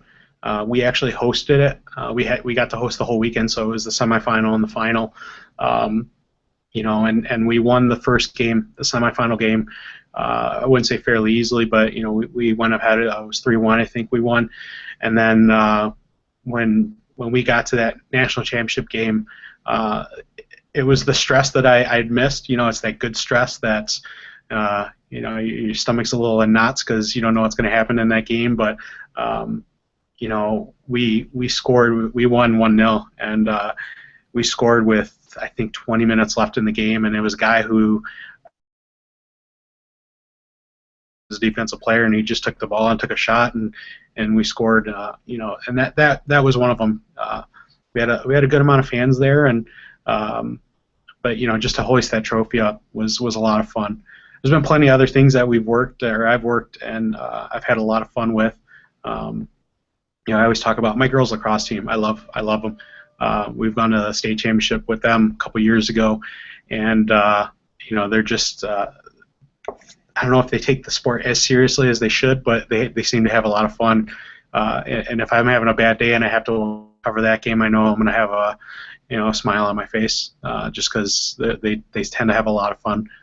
There's other sports where they're fun to watch, but I'm not always going to have fun myself. I'm kind of looking at the clock, when can I go home? Baseball can be that sometimes because those innings just drag out. But I have fun with it. I love my athletes. I love being around them and taking care of them. I think my favorite event that I've covered was our fifth round of the playoffs. If we had won that game, we would have gone to the state tournament in boys soccer. Man, it was so exciting because we won, and then we played like a Thursday night, we won. So then we played turnaround, played Friday night, we won. Then we played Saturday morning, Right. and that's when we ended up losing. But just that series of event, it was just so exciting to see the guys do so well, and we only lost 2-1. That team ended up winning the state championship, Okay. and so it's like, we were right there. We could have won state had we had, Yeah. About 3 years ago, our boys basketball team, we had 4 guys. They started from their freshman year, and you just kind of knew their freshman year that they were going to be a special group. When you see that special group go through, and that first year, their freshman year, we got bounced out of the state playoffs. That first game, we lost by like 45 points, and their senior year, they took us to the state finals. We play the state finals here up at Michigan State. So, any big basketball fan around here, or in the area, when you go out to Michigan State, it's I'm a Michigan fan, but even being on that state campus and being in that arena, it's special. And when you see the students are having a good time, and you can tell that they know it's special, it makes it a little bit more special for yourself too. So I had a lot of fun. Very cool. All right, so tell me, who are 3 people you would like to thank and why? 3 people I would like to thank. I think one of the first people is Tom Ford. He's the head athletic trainer at Oakland University. He's the person who gave me my first job. I still talk with him a lot. We still communicate. I've seen him, or I saw him a couple weeks ago. We were at an event, and it's always a mentor of mine. And like I said, he gave me my first job. And Tim Caberna, who is the head athletic trainer of Hope College. He was the head athletic trainer at Albion College when I was there. Hope is actually our big rivalry school, so he's somebody that I look up to a lot. God, there's so many. I feel like there's so many people. One of the other people is Chuck Middleton. He's also at Albion College now. He's actually a PT. He works out in Marshall, Michigan, so it's out on the west side.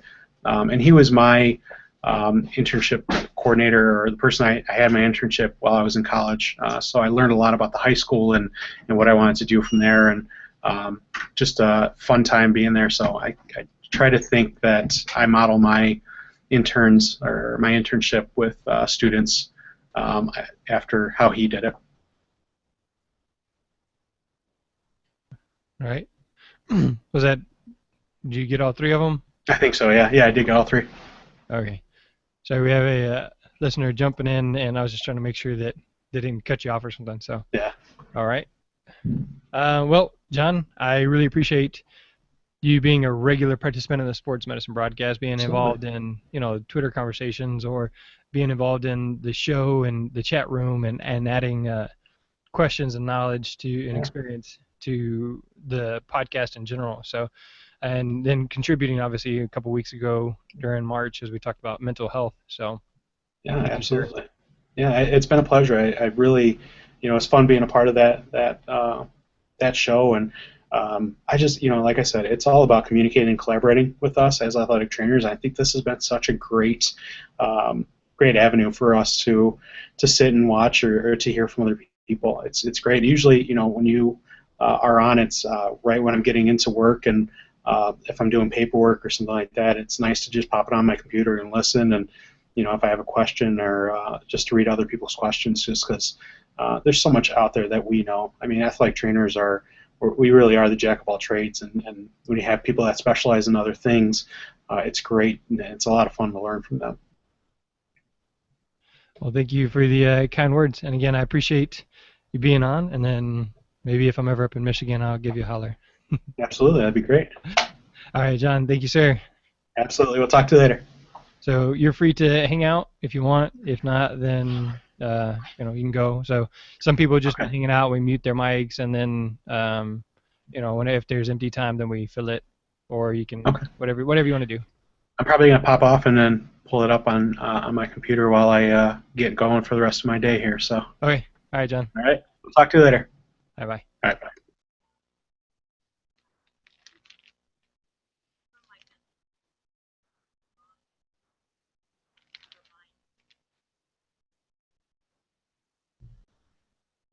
Somebody's playing it. Who just logged in? Is that Lucas? You can't mute him. Lucas, can you hear me? Do you have it pulled up as well? Can you close the Windows Sports Medicine broadcast? Because it's actually playing back. So right now I'm hearing Kat Marr talk.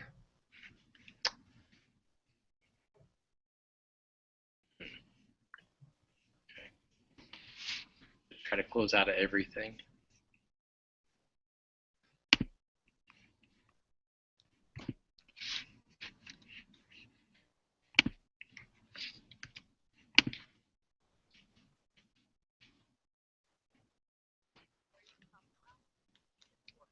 Look, okay, I think this is the only thing I have up right now. Is this better or still going? No, I can still hear Kat Marr talking. Let me check. I don't think we have it open anywhere else. So. Okay, I'm sorry. This is my first time, so we'll get it figured out. Yeah.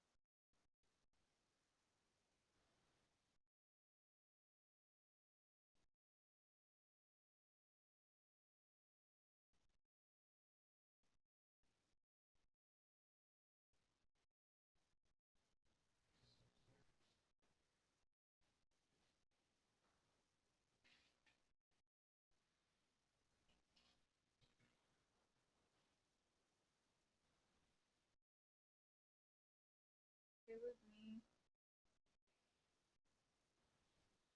I think.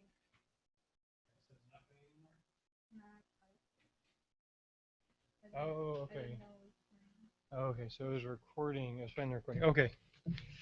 That's weird. I didn't know that it played it back into the. Okay. Sorry if you closed out some stuff that you had open. That was important, Lucas. No, it's all good. I think we're good now. Yeah. So what's happening, man? Oh, just hanging out, man. It's been a long day already. These sophomores are ready to graduate, and they're 2 years away from it, so. You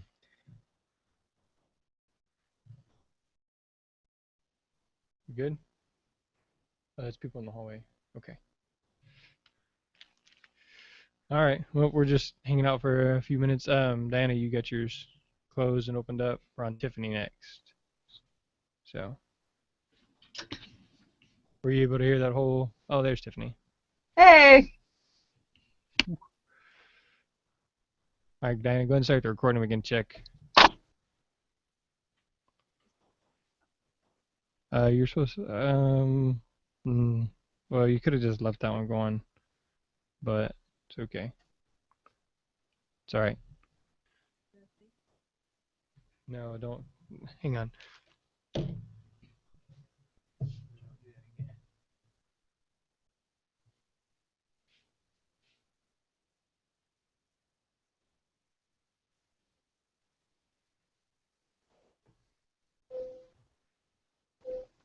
Now you can record there.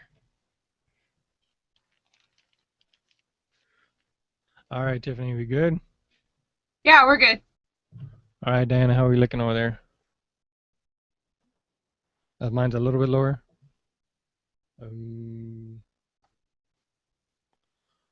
All right. Y'all make it through athletics okay over there, Tiffany? Yeah, we're good. They're all in the gym, safe and sound. All right, let me. We got a lot of lightning in the area. I haven't even been looking at my phone. I don't know if we got lightning in the area. Been busy on the podcast. Is that right? You good? Yes. All right, here we go. Melissa, we make sure everybody else is muted but me and Tiffany for now.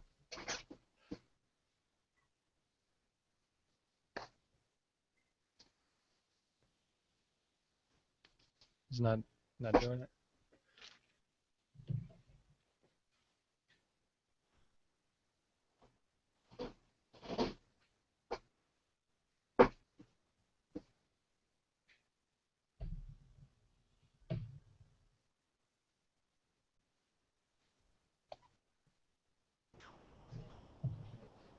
Hi, Tiff.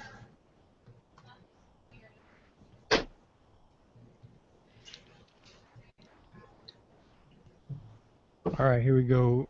I think you got somebody back there trying to photobomb me or something. It's one of my student trainers. He's eating lunch out here. Gotcha. All right, here we go. 3, 2, 1. What's up, y'all? Welcome to the Sports Medicine Broadcast Listener Spotlight. We were talking to Tiffany Kazaya. Yeah, I got it right? You got it right. Excellent, yes. See, for a second, I said it like 10 times earlier so I wouldn't mess it up, and then for a second I had that little brain freeze. Easier. It's like Messiah, but Kazaya. Okay. I probably won't remember because I have some weird thing in my head where I remember the wrong thing. Like, I literally sometimes forget how to spell my wife's middle name because it's Elizabeth. So I sometimes forget if it's with a Z or an S. Oh, okay. Like, oh no, which one was it? So anyways, we're talking with Tiffany. Tiffany, this is about you. This is a listener spotlight. So thank you for being part of the Sports Medicine Broadcast, for listening, and why don't you tell us a little bit about your athletic training story? Well, all right, so I've been around for 9 years in the profession. When I was in high school, I was an athlete, so I didn't know, I mean, all I knew was to be an athlete. I danced since I was 2 years old, played volleyball, played soccer. I got hurt playing soccer. I actually dislocated my patella, and so I was in rehab and training in the training room with Doc Morris. He was a very old man but very wise man. He was very strict in his ways. He was kind of the trainer that you never wanted to go see. But I spent a lot of time with him, kind of rehabbing, things like that. Kind of learned about it from that point. So I kind of got interested in the physical therapy side of it, and then so I went to school to Sam Houston in the pre-physical therapy program because I had intentions on going to Texas Women's in Denton to be a PT. My freshman year, first semester, I played intramurals and all that stuff, club balls. Just kind of missed the whole sports side of it and wanted to be more involved and talked to my advisor, and she kind of told me about athletic training in the program they had at SAM. So they set me up with talking to two of the student trainers there that were in charge of kind of like, I guess, recruiting, I guess you could say, trying to get people involved. And it was Melanie Hitchcock and Ryan Odom. And talked to them, and Vance Pickard up at Sam Houston, and I had an interview right before Christmas break, and they accepted me, and I started my second semester of my freshman year at Sam as an athletic trainer. So that's kind of how it all started. All right, so now we're at Sam Houston, graduate 3, 4, 5 years later, whatever it is.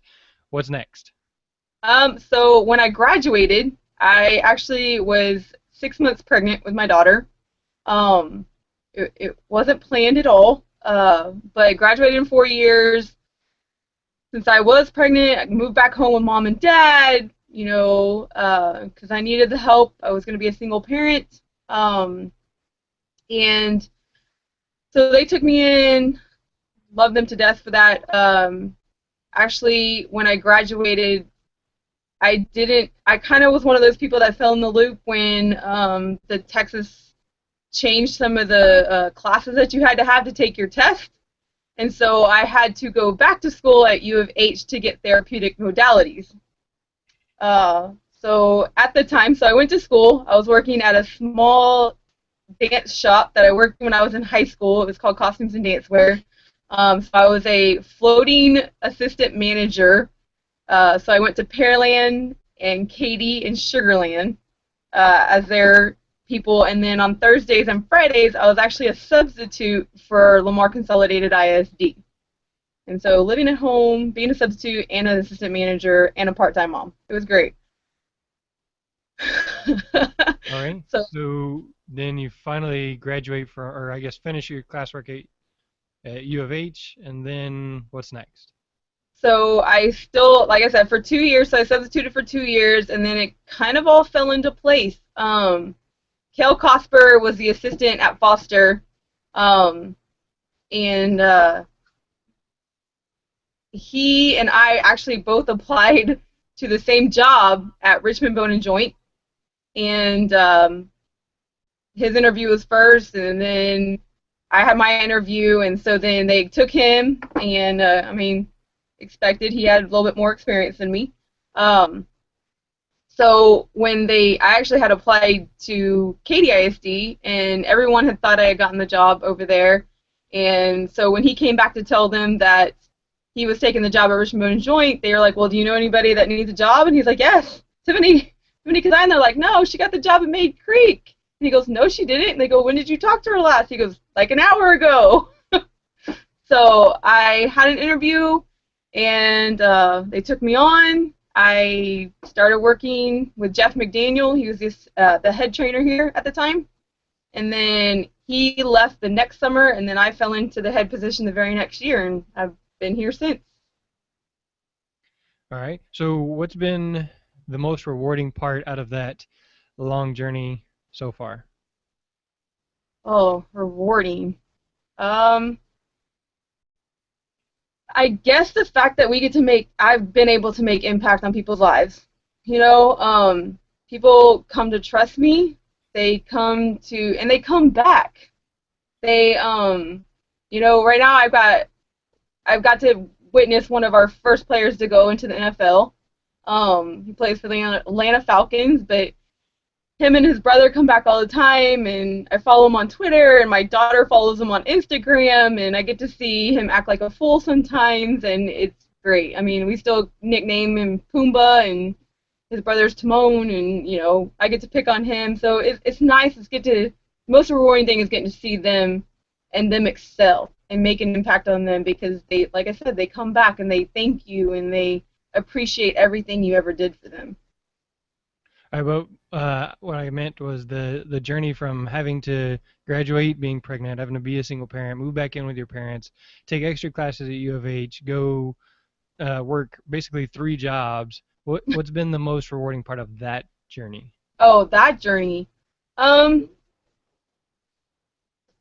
to provide for my daughter what she deserves, all on my own. So, you know, it's tough being a single parent. It really, really is. But the fact that I have a job that allows me to have her around, a staff that allows me to have her around, and be able to provide for her what she needs, I would say is probably the most rewarding thing there is. I can echo that. Being a single parent would be incredibly hard because I am married and have 3 kids. But even when we had just that one, the Jonah, I couldn't have done it I mean, maybe I could have, but I don't know if I could have done it by myself, and that is a very tough situation, and I'm glad you've come through it so successfully. Well, yeah, and like she's a, you know, the little girl and Remember the Titans, like, Yeah. she yells and screams at the football players. Yeah, that's my kid. She's on the 50-yard line. They know, like, the football players know where she's sitting, and she builds relationships with them, and they're like her brothers. And she picks on them, and they pick right back. It's great to when the kids come up. You know, I mean, Jonah sometimes would say, he told his mom the other day, I want to be either an athletic trainer or a spy, and I told him that'd be great because nobody ever sees athletic trainers anyways. That is true. Well, she wants to be a nurse. She wants to be a neonatal nurse, so she gets to see the kind of the cool stuff that I get to do, and get that experience that probably most nurses when they're growing up don't get. So kind of a benefit there too. All right, tell me about the worst injury you feel like you've dealt with. Oi. I could actually probably say that I've been fortunate to not have a really, really bad injury. We had a torn patella tendon, like a ruptured patella tendon this year. That one was pretty intense. Um, my student trainer that was there at the time, she's like, yeah, that one was pretty intense. She's actually in here right now. Um, but yeah, that one was pretty intense, and Dad was going crazy. I had to keep Dad kind of calm, because every time I'd get the kid calm, Dad kind of freak out, and then I had to calm Dad down. You had EMS on its way, and then Mom came and Sister came, and they were all crying, and so I mean, I wouldn't say that it's been really bad, and I've been pretty fortunate. The kid's gonna be able to play again. Things are great.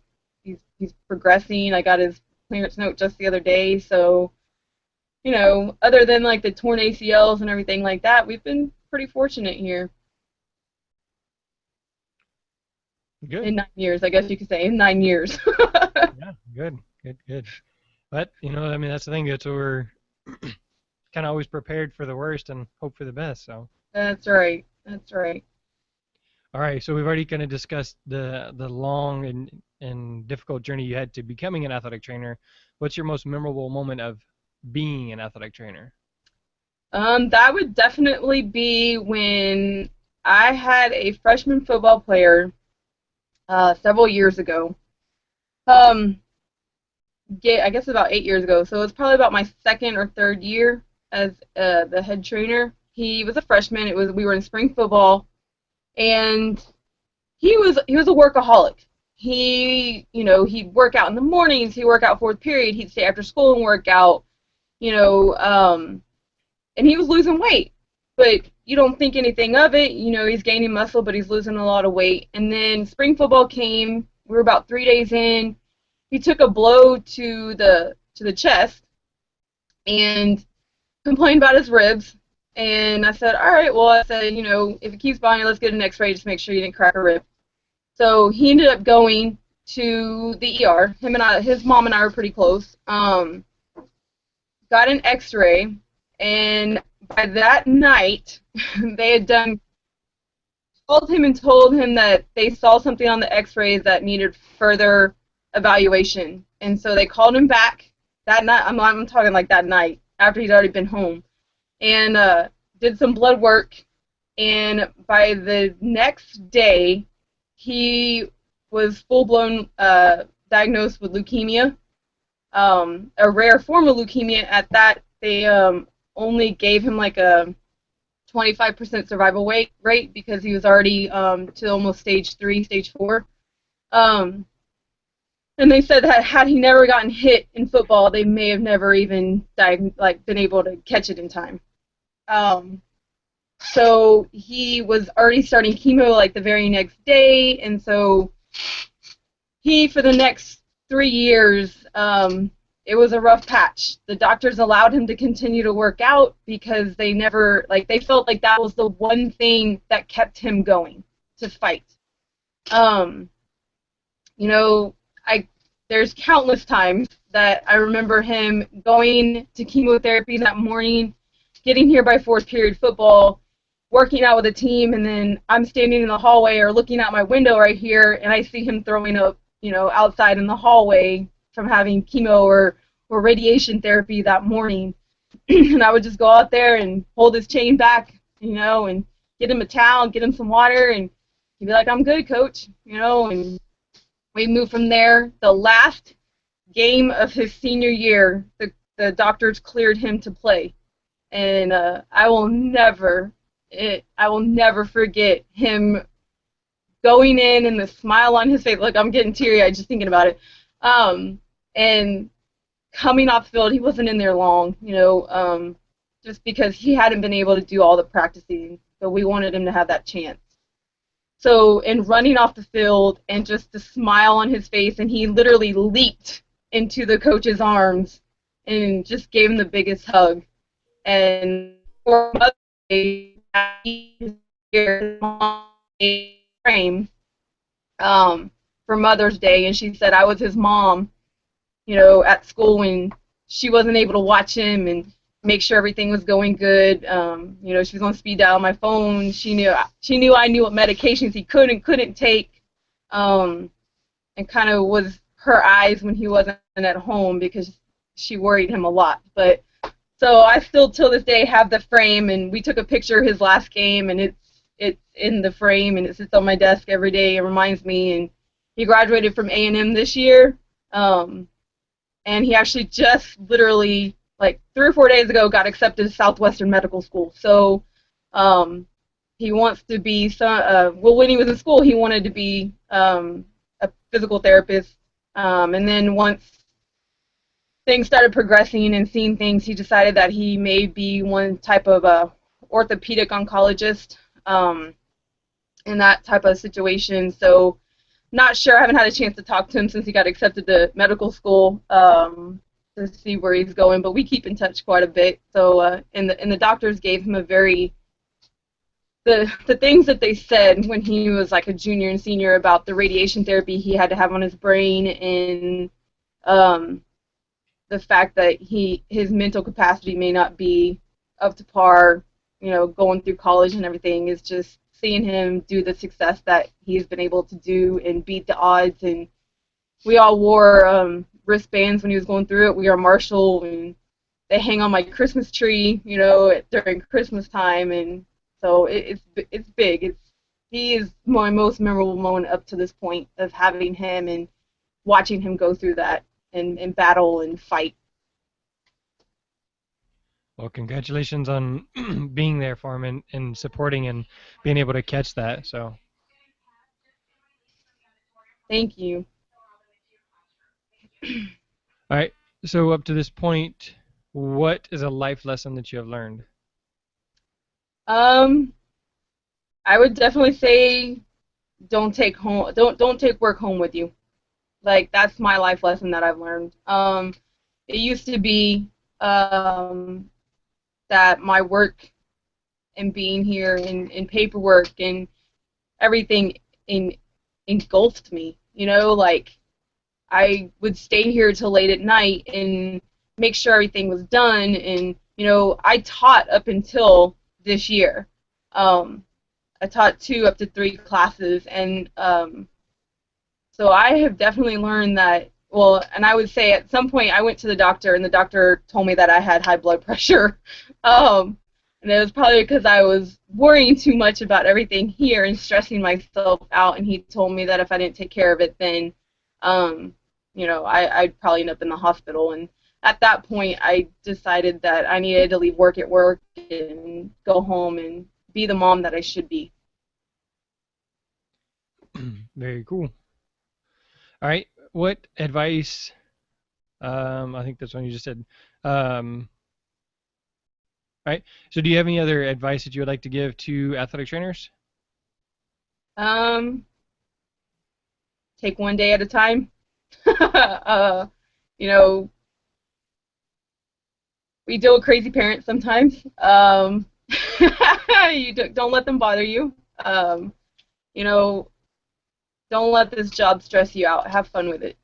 Like I said, we're all going to have our moments and we're all going to be stressed out, but lean on the people that you know have also been through the situation or are also in the situation. So, you know, one thing that I do love is on Facebook right now, there's a group called Secondary Athletic Trainers, and we share stories and we vent, and we all know what each other are going through. So it's kind of nice to see other people, you know, that may go through the same issue.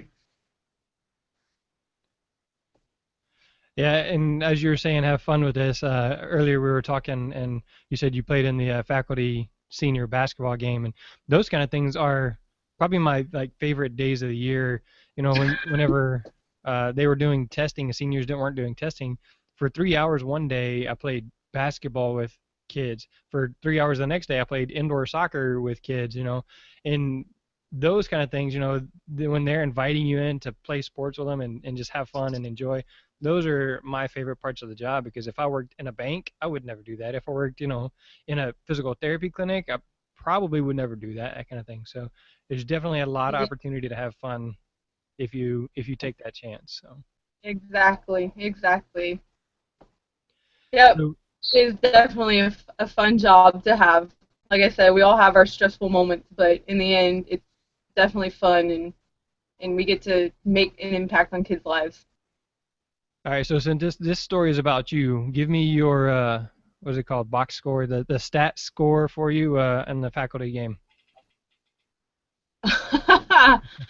um, the final score, No, the yours, stat. your stats, like your I, rebound, assist, oh, sorry. Yes, I airballed. It's all good. block. But it's all about having fun, and the kids enjoyed it, and every kid was giving me props, like, Coach K, you got in there and you shot. I was like, yeah, I tried. So, but the staff did win by 1 point. It was fun. We definitely we did the first and third quarters was the female staff versus the female senior football or stop football senior basketball players, and then the second and fourth was the males versus the males. So definitely us females, in the last 30 seconds, kind of the whole sideline charged, and we kind of took. Oop, I lost you there, Tiffany.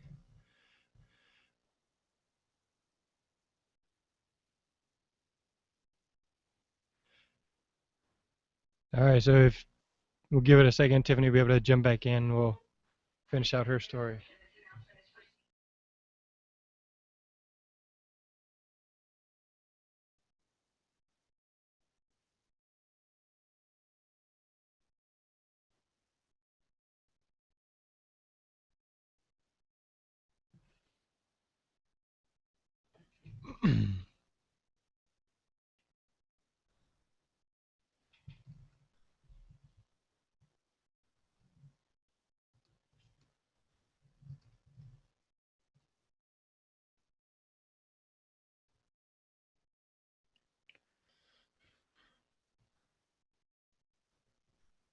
Is it still rolling over there?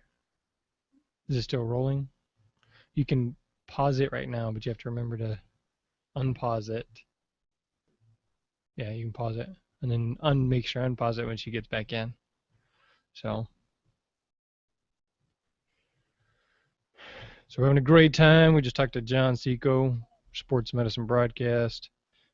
Now we're talking to Tiffany Kazaya over at Foster. Lucas and Carolyn coming up.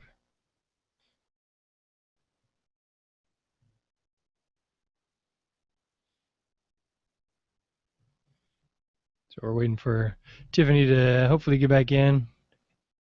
Does it say she's still logged in there, Melissa?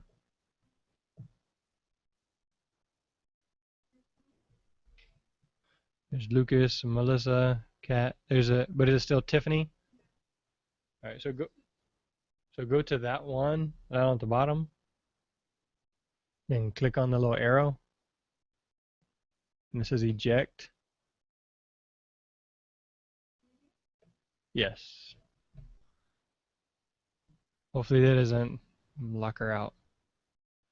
But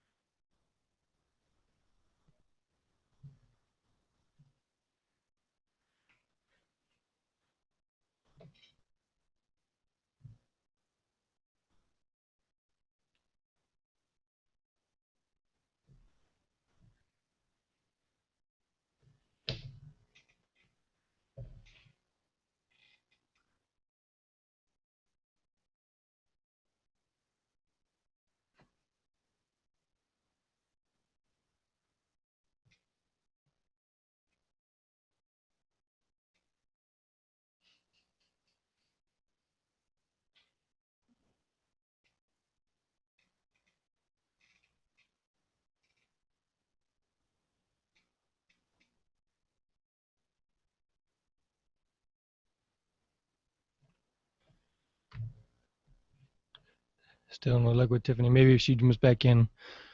So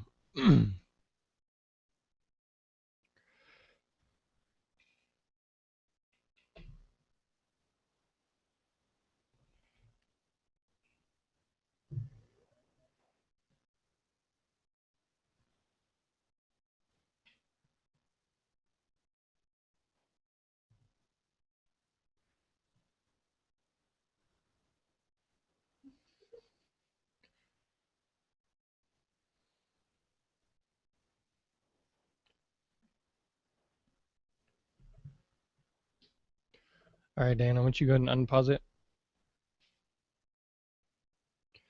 Okay, so Tiffany had some trouble, so she had typed some stuff here in the notes. So she wanted to thank her mom and dad because they've always supported her and let her continue their passion as an athletic trainer.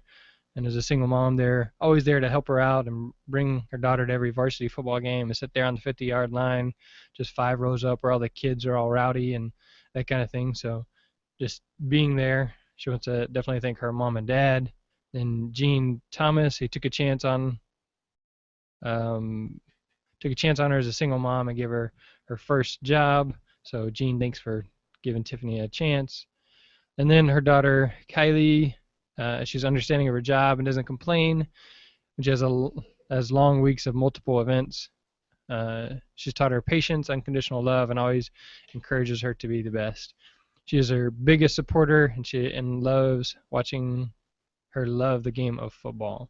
So it's really fun when you have your kids there as well. So Tiffany, I know your call dropped out and it's not letting you back in.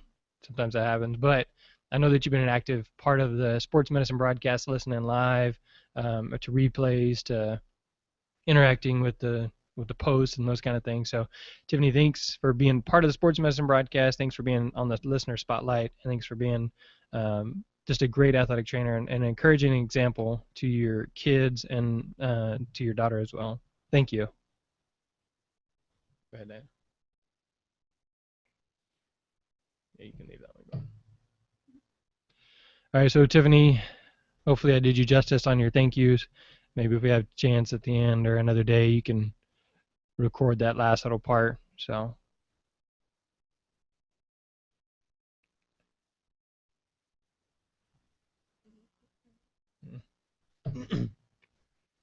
All right, Lucas, you ready?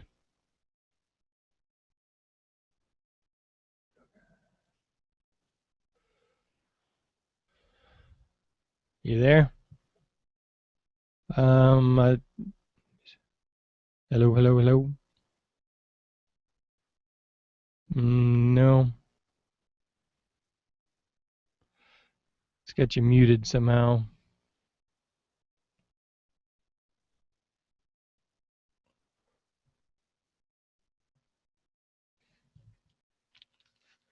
Hello, hello. Nope, still no luck.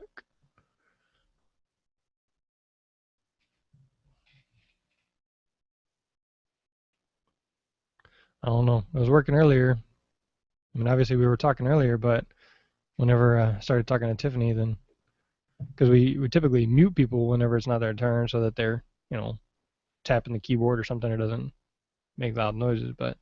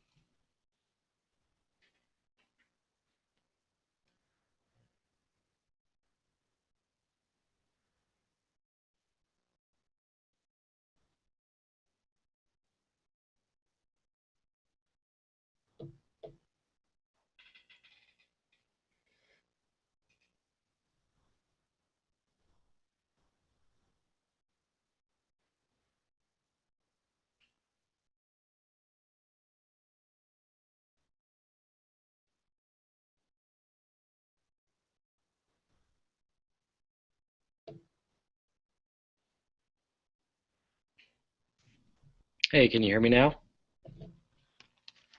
there we go. How about now? Yeah, we're good? Now I can hear you. Perfect. All right, Dan, did you start the recording yet? Is it going? All right, Lucas, just real quick so we can check and make sure the levels are right there. Tell me what you've been up to so far today. Sure. Well, I've been teaching past couple of periods, so I teach half days throughout the entire most semesters, and I think we're all just ready for vacation. We're good. Okay. Are you ready? Yep. All right. Thank you for having me on here, by the way. I appreciate that. Yeah, sure thing.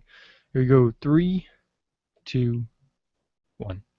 What's up, y'all? Welcome to the Sports Medicine Broadcast. We got Lucas Dargo on. Lucas is an athletic trainer. I've been an athletic trainer for about 3 years.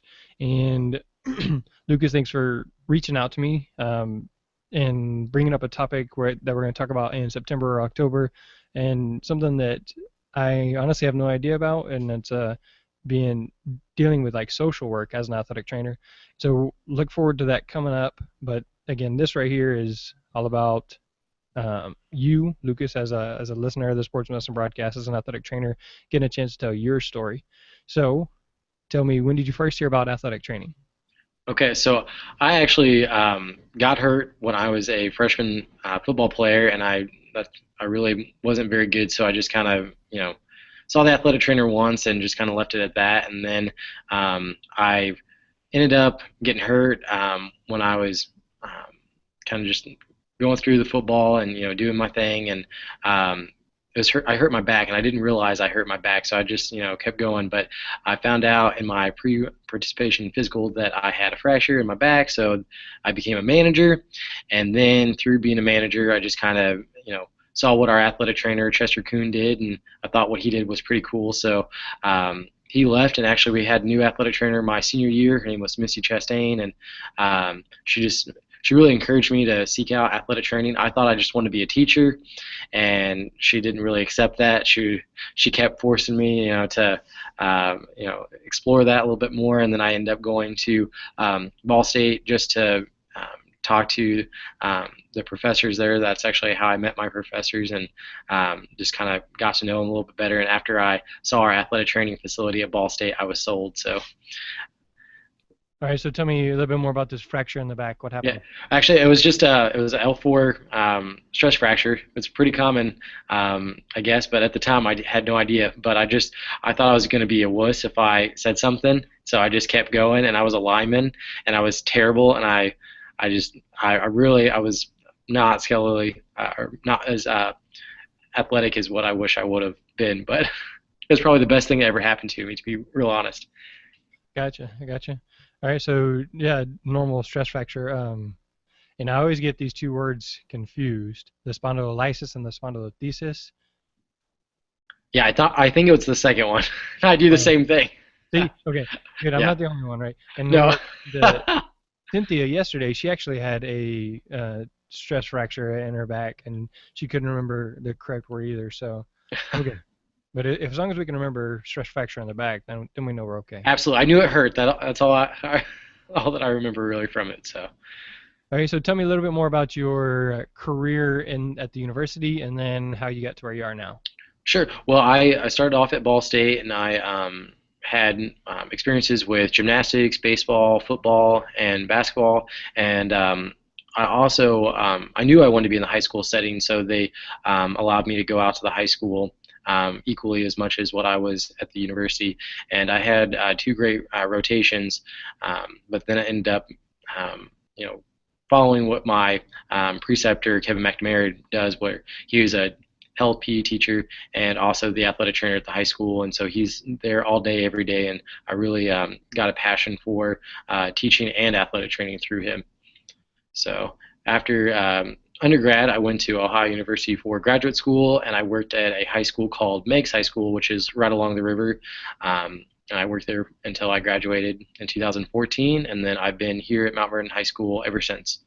So, pretty short story. Not too many years under me yet, but.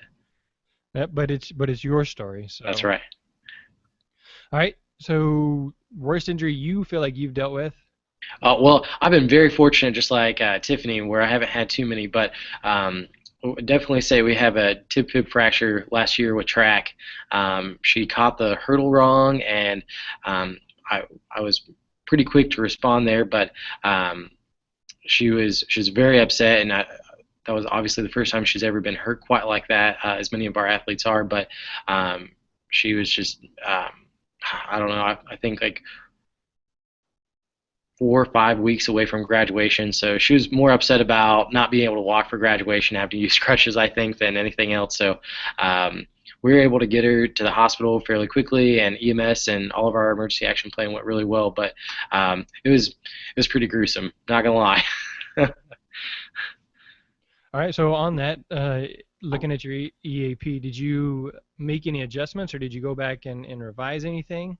Absolutely. Well, the interesting thing was that we just practiced it really just like a month before, and we had everything pretty well down. So we went back and we looked at it, and we kind of talked about just the importance of it, and I think that it made us realize how important it is before we have athletes out on the track or out doing those things. So if anything, it just really brought more focus on it, even though we get busy, especially with football. There's so many things going on at the first part of the year, but there's just such a need to be able to put everything on the back burner. So definitely something that I'll always make sure, just like you want to make sure that you have a full cooler of ice before you start 2-day practice. Well, we want to make sure that we get our PB, our EAPs going and getting those, making sure that all the new coaches are up to speed. And I also meet with our Posey County EMS here and make sure that we're both on the same page before we get started each year. So I think we've definitely started to foster a great relationship here. Yeah, I was just talking with Bill today, saying whenever we come back, we need to make sure we walk our kids through. If we call the ambulance, this is where I need you to stand, and have them actually stand there. So just practicing the EAP, like you just said. So absolutely, and actually doing like a simulated situation, I think, is critical for everyone involved. I really do. Yep. And in Texas here, it's actually they're required. Each team is required to do a mock safety drill. So somebody has to run and get the AED, and obviously they don't call 911, but and they're supposed to see how long it takes to do all that and that kind of thing. So it's good for us as the healthcare providers to practice it and to know very well what to do and have all of our support doing it as well. So absolutely, that's a great idea. All right, tell me, what has been your most memorable moment so far as an athletic trainer? Well, my most memorable moment Trainers Association, and I've had a lot of great experiences as an athletic trainer, but I really enjoyed giving a presentation to our students here in Indiana and talking to them about all the different ways of getting involved with leadership. I gave that talk with Mackenzie Clark, who's an athletic trainer up in northern part of Indiana, and it just really gave me, I guess, even more of a passion than I thought I already had to share with others. How can we get involved in athletic training? How can we do it, especially in the high school setting, because we're oftentimes so busy that we sometimes don't think that we have time to be able to volunteer and do different things with that. So I really enjoyed that, and I look forward to giving more talks in the future to students particularly. Gotcha. All right, so you said at the beginning, or maybe just before we started recording, that you're teaching half days. What does your schedule normally look like? Yeah, so I teach here at the high school from 8:05 to about 11:25 each day, and then I go home. I have a dog. I typically walk. That's how I get my exercise in. And I eat lunch, and then I come back and I do treatments during our fourth period, or our last period of the day, and then I do treatments right after school. And any sports that we have, then I cover that for the night and provide health care. And it's all day, every day it seems, even on Sundays. We have, it seems like, some kind of something going on 6 days a week. So on that Sunday, I'm just done. And that's when I take my day off, but it's 6 days a week. So All right. What class are you teaching? I teach health. So I'm going to start teaching an advanced health class next semester, where I get to hopefully talk a little bit more about athletic training specifically and talk about our roles. And I think I've really tried to expand our students' understanding of what athletic trainers do and who we are, and how can we kind of bridge that with all their other interests. So, we have students that are interested in a lot of different areas of medicine. So I think that it's going to be a great class. But just since I've been here, I've only taught health. Gotcha. And as part of the health class, do y'all have to teach them CPR or expose them to CPR? Yeah.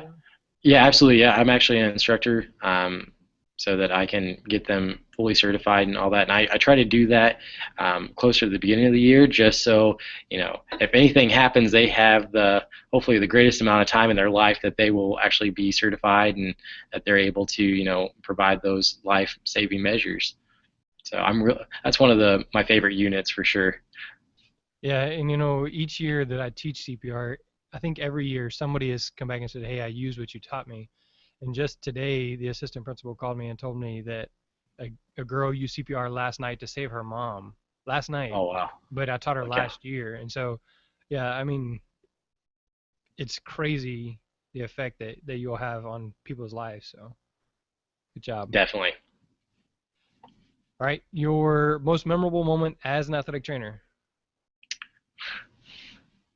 I think my most memorable moment, like I have so many, but just recently, I've had a football player come back from an ACL tear, and I think it's almost cliche, but I've heard so many athletic trainers talk about this, but it really is something when you take someone who's not able to walk and they're on crutches, for weeks at a time, and they go through the entire process, and actually see them get ready to compete, and he's getting ready to go to college and play at the next level, and I'm really excited for him. And unfortunately, he had his injury his senior year, so that took him out of the playoffs and things like that. So just really exciting to see him without crutches, and to actually see him be able to work out again, and kind of get back into the swing of things. Definitely an exciting time. All right, so just seeing the successful rehab. Absolutely, yeah. Just take him from from the initial evaluation, and then being able to kind of walk with him through that journey, along with his additional physical therapist that he's had. Kind of we all worked as a team to get him back as efficiently and as safely as possible. And I think that he'll tell you that he did not enjoy any part of the process. So I think he's ready to move on now. But I really liked it because I got to know him way better, and and I think oftentimes we get to know our athletes, the ones that are injured, that are chronically injured like that for a long period of time. We get to know them the best, so that's probably why it sticks out the most in my mind right now.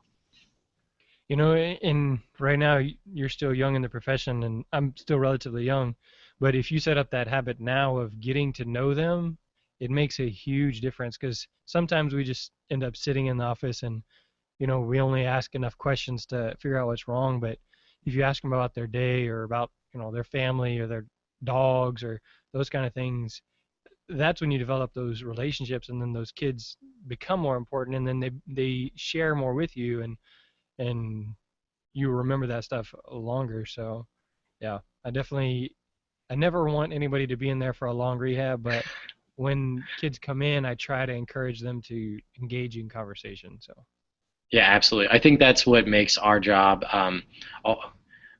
very rewarding, I guess. Just we are able to share so much of our lives with them, and they're able to do the same thing. So makes our job worth doing for sure. For sure. All right, so a life lesson you've learned up till now? Well, I'm getting ready to get married here in the next, I don't know how many days it is, probably like 25 or something like that. I'm trying to go through the engagement and through the entire process of trying to plan a wedding while being able to successfully work 2 different jobs.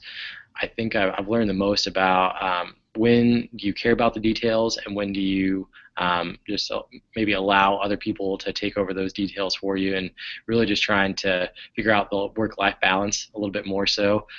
Last year I wasn't engaged, and we were just dating. We really weren't engaged quite yet, and then through the engagement process, I realized that it was no longer time to just focus on just me and just my career. So it's been really fun, stressful at times.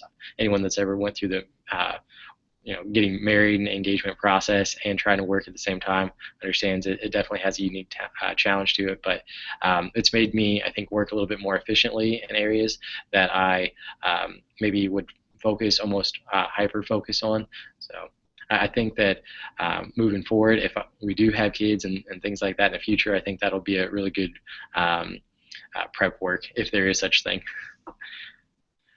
Well, I mean, yeah, you gotta have a plan, and honestly, having a dog somewhat prepared us for having kids.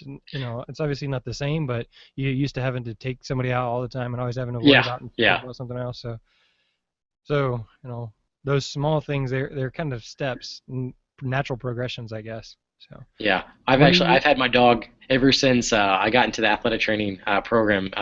Well, I just got him when I was getting ready to graduate from high school, and sometimes I don't know why I did that, but I totally agree. I think that just also having a dog. I live here by myself in southern Indiana, and all my family is originally up from like the Muncie, Indianapolis area. So it's also been good to have him just as a companionship.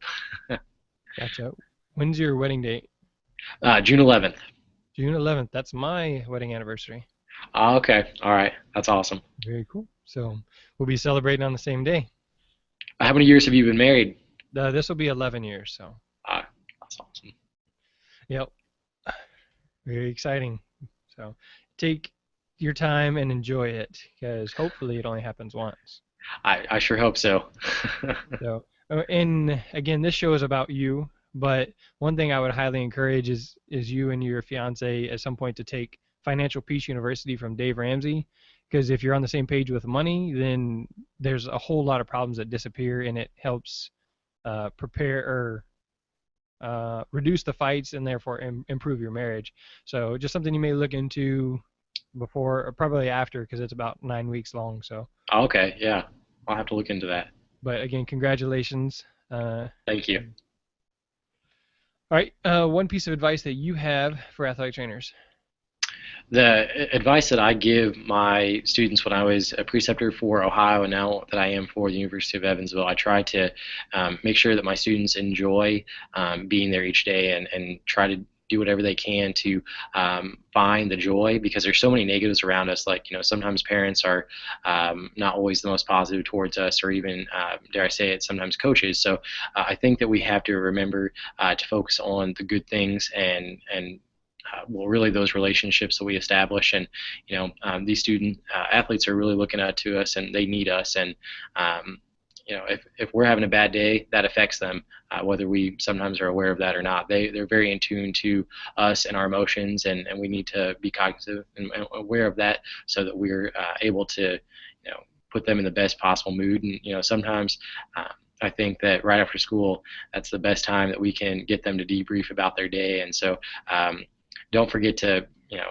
enjoy along the way. Great advice. I remember in college one time I was being cranky or something, and I put an ice bag on a girl a little too hard. She was like, "Jeremy, I like you, but don't ever do that again." Like, oh yeah, my attitude has to, you know, be good and encouraging. So yeah, great advice. Yeah. All right, now tell me 3 people you would like to thank and why.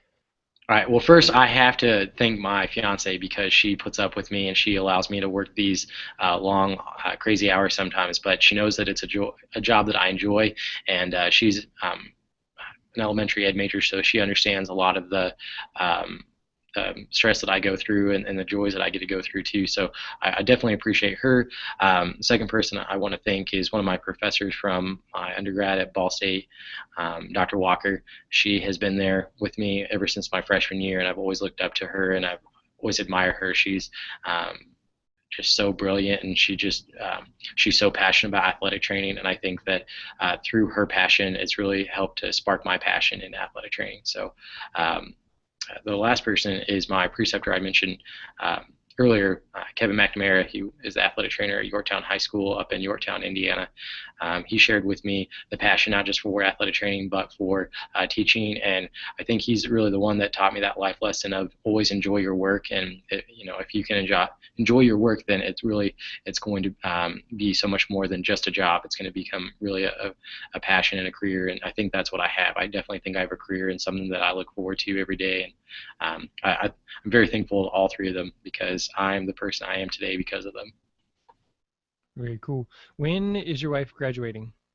She actually just graduated 2 weeks ago, so that's what's added even more to the craziness of May. So she's now currently looking for a job, and we're hoping that we're going to be in the same school system. So now we just need jobs to open up and you know, all that to kind of sort itself out here. Yeah, that's a huge 1 month span. Graduate from college, get a new job, get Yep. married. So Yeah, well, it's with being a high school athletic trainer. I jokingly told her when we got married, all right, you have uh, 5 Saturdays that you can choose from, and we really don't have much free time. So I knew that things would have to probably be a little rushed in some areas, but I know it'll be worth it in the end. yeah, yeah. Do you guys work over the summer? No, well, just depending on when baseball gets done, and then at the very, very beginning of August, August 1st, this upcoming year, that's when we'll start with football. So no, but it almost seems like the summer, is just it just goes so fast. Yeah. So good that you planned it at the beginning, so you kind of have, Yeah, the last 2 months to figure each other out before you go back to work and disappear. So. yeah, and then disappear again. Yeah, But with her being a first year teacher, because my wife used to teach elementary music, so but the thing is, we got married and she still had 2 years of school, so we had those 2 years before we had to figure out how to be a teacher. But so now she stays home with our kids, so we lead a very similar life here, Lucas. yep. Always marry a teacher. They're the best. All right, Lucas. Thanks for joining us. Thanks for being part of the Sports Medicine broadcast. I look forward to hearing you talk about being a social worker reporter or being involved in that. Kind of as you were saying, find the joy in the relationship with the kids. So building that relationship and that trust, and we'll find out more about how to do that and why that's important coming up in October or sometime like that, whenever we get it scheduled. So thank you, sir. All right, you're welcome. Thank you. All right, well, have a good day. You too. All right, so Lucas, you said you're hanging on for a little while to hear the next one. Yeah, actually, I think I'm going to go home and walk the dog really quick. I just realized that I probably should go let him out, but I'll try to catch back up here when I get back to work here in a few minutes. So, Okay. all right, thank you so much. All right, man. Have a good one. You too, bye. You got it saved and opened up, Dana? All right, good work.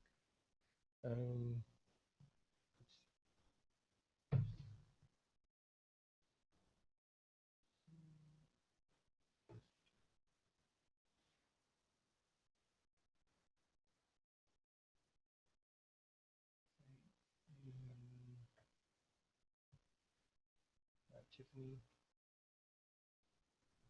Lucas. Yep.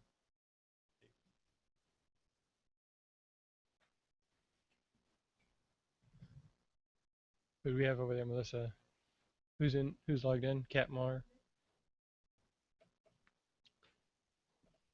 So Melissa, Kat, we have a few minutes before Carolyn logs in from Alaska. She's coming all the way from Barrow, Alaska. So she was the one where ESPN, I think it was ESPN, had the little deal about the frozen football or something like that, because they're the ones on the Arctic Ocean. It's raining now.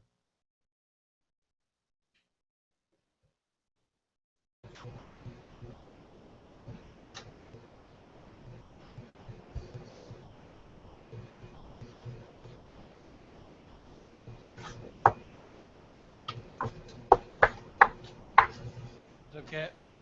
Hey, hey.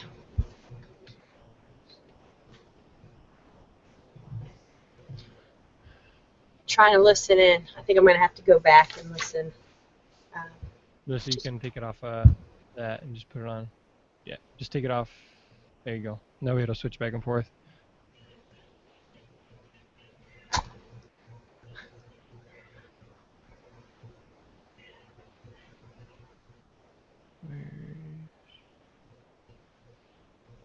What's the most interesting thing that you've learned about people? I don't know. Your story is pretty interesting about how just all the different things. My eclectic being? Yeah, you from Greece, 1 year of high school here, and then you went to college early, and then drove all the way over to El Paso. El Paso, of all places, El Paso. I know. Virginia, It- and then Atlanta. You know Saad. Do you remember Omar Saad? Not off the top of my head. I would. He was here maybe at your first year in GHAT.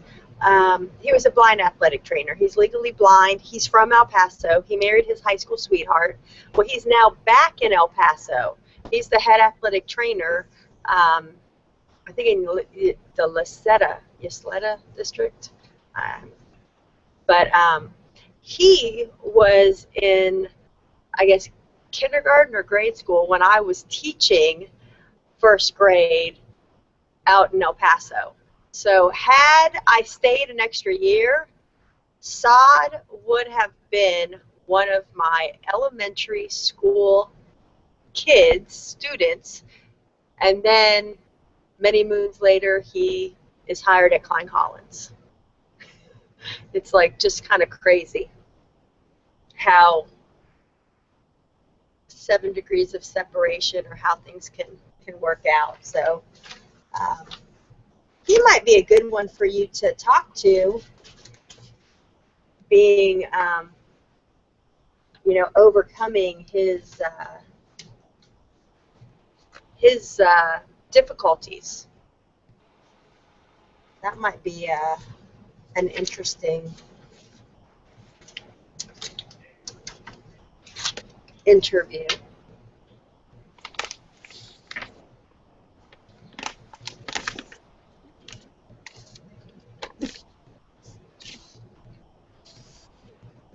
Hello, Carolyn Black. Hello, how are you? Fine. My name is Kat Marr. I'm Hi. in Houston with Jeremy. Okay. Can you He hear just- me okay? Yeah, I can hear you. Jeremy Okay. is coming back. He's doing some couple things. That's fine. That was his thumb. That's There he is. and there is his face. All right. Are you going to start with her? I'll put myself Yep. on mute. You pick up. Carolyn, you ready? Sure. All right. So Carolyn, of course, we're all dying to know, what is the temperature like right now? Oh, gosh, I think right now it's probably maybe mid-50s. It's actually a really gorgeous day out today. Yeah, do you know what we wear when it's mid-50s? Well, I'm wearing a short sleeve shirt. I pondered shorts because it's supposed to get up to probably mid-60s. So, Yeah, that's where you almost are required to wear pants and a long sleeve shirt, and probably have a jacket with you when it's 50 and 60 degrees. yeah, no, that's kind of shorts weather for us. It was 70 last weekend, so we were definitely at 77. So, it's supposed to get warmer and warmer.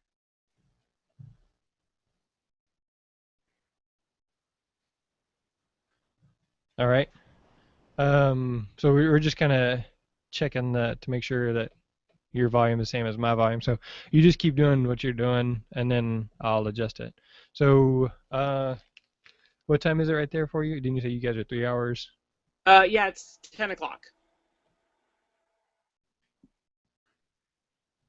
All right. So how are we looking over there, Diana? Is that good? Is that better? Are they about level? All right. So just because I need you to talk for a few minutes, tell me Oh. what you have for breakfast. Actually, I did not have breakfast this morning. I have a 3-year-old, so I'm really, really hoping he doesn't come flying in the room. So I might apologize if I have to stop really quick and tell him to leave, but he's being babysat by his uncle, so we'll see what happens. He should be Gotcha. good. That's all right. Get him some airtime. Make Yeah. him YouTube famous. Oh, yeah, Maybe we can right. do a little flying leap into your arms. I mean, we've been talking about the Eskimo Indian Olympic Games, so Oh, yeah. I was going to say, we've done some coverage for the Native Youth Olympics. There are some amazing events there. Wow. all right, you ready? Sure. All right, here we go. 3, 2, 1. What's up, y'all? Welcome to the Sports Medicine Broadcast. We're doing the listener spotlight. We're also highlighting a very interesting story in Carolyn Black. Carolyn is the athletic trainer at Barrow, Alaska, the northernmost athletic program in the United States. It is the very tip of Alaska, and she's going to tell us more about that. But if you Google it, you would see I think a bright blue football field. I think that's right, with a polar bear standing right by the fence, and the water kind of almost lapping up against the football field there. At least that's the way it looks from the the images on Google. So it's quite an interesting story, and we're going to hear a good bit more from firsthand expert Carolyn Black. Carolyn, how many years have you been in the profession of athletic training? Including college, I've been in 24 years, but doing it how I do it now is about the last 20 years. All right. Where did you go to college? I went to college at Western State College in Colorado. Now it's called University of Colorado Western. But I finished my program up there and did an internship style of athletic training as opposed to what they do now. So it's a little bit different program, putting in a lot more hours of actual volunteering and coverage and in all your different sports. So. Gotcha. Okay, when did you first learn about athletic training? Well, I always was really super interested in sports. I did tons of sports. I grew up here in Alaska, and I always wanted to be involved, but I was never quite good enough to collegiately continue on to play anything. And I thought, what could I do that I could still be involved? And initially, actually, I went to college to be an architectural major, and that did not work out for me. Not a big math student, so decided to try out and talked with Barry Steele from the University of Idaho, where I initially started college, and then from there. He just had me hooked from literally the first probably 15 minutes into talking to him. So from then on out, that was exactly what I wanted to do. All right. All right, so tell me a little bit more about your college experience as an athletic trainer. College was amazing. The college I went to, we were a Division II NCAA college. So we had quite a few sports, your basic ones. We didn't really have some of the obscure, all the main ones. The nice part with our program is that we got to be involved in every sport. When I talked to friends that went to bigger colleges, I had one friend and she was kind of stuck with swimming her entire 4 years. And so when it came out, she really didn't have a ton of experience with some of those other more high contact, high velocity sports where we had pretty much experience in almost every single sport that there was to offer there. So I felt like it really gave me a well-rounded education, made me be a little bit more aware of just injuries and what can happen, the potentials and what you need to do and be aware of. So I really felt that that was a great lead up for me to be then out on my own as a trainer. All right. So you graduate from college, and where do we go from there? From there, I took 1 year off. I was a nanny for my nephew. Just had a great year of just finishing up with college and just kind of wanted that little bit of a break. And then I moved back to Alaska in '96, and I have a position. Actually, I live in Wasilla. I don't live up in Barrow. Sorry. We went to Barrow for a playoff football game, but I actually volunteer. I'm in Wasilla, and so I volunteer at a local high school, Houston High School, actually. And I work with all their sports. Not quite as involved as I used to be, but that's kind of where I started. And I work at a physical therapy office. Initially, working at, it was a rehab center. And so I ran the rehab center and my boss was a chiropractic physician. And so between the two of us, we kind of did coverage for most of the valley with different school things. And then we've added more people on and more personnel. And now we have a physical therapist and a PTA and myself that still work in the physical therapy office, and that's where I've been for the last 20 years. All right. Well, sorry for misquoting your place of employment, but you've been to the field there at Barrow, and I've been to Barrow several times during football season. Early on, playing up there, they get all 4 games done the first 4 games of the season, which is all in August, because it gets too cold. But the year that we went up to Barrow, they had a better score or conference schedule than we did, so we ended up having to play them in the first round of playoffs. And then I've also been up there for basketball tournaments, which is absolutely crazy, where we didn't get to fly in because it was more than 70 below zero, and so we had to wait until it dropped down to below 60 below, so then we could fly in. Why can't you fly in at 70 below?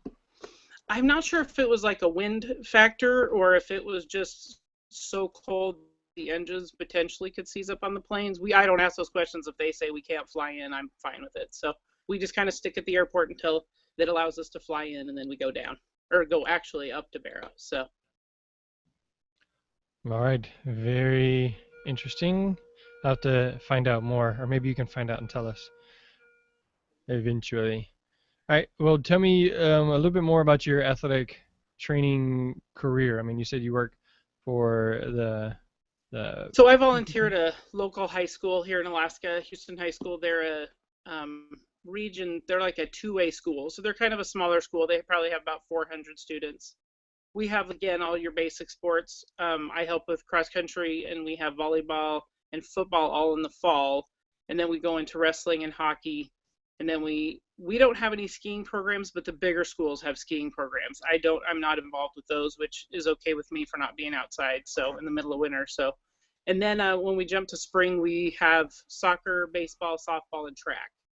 So it definitely keeps you pretty busy the whole time. I mean, pretty much from one season into the next, and a lot of those, like with wrestling and hockey, they start overlapping. So for me, I used to pretty much live, eat, breathe Houston athletics. I was at every sport, every practice, getting kids ready.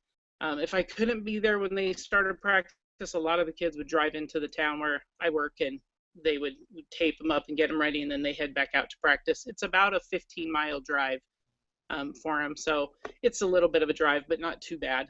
And then, just being at every practice.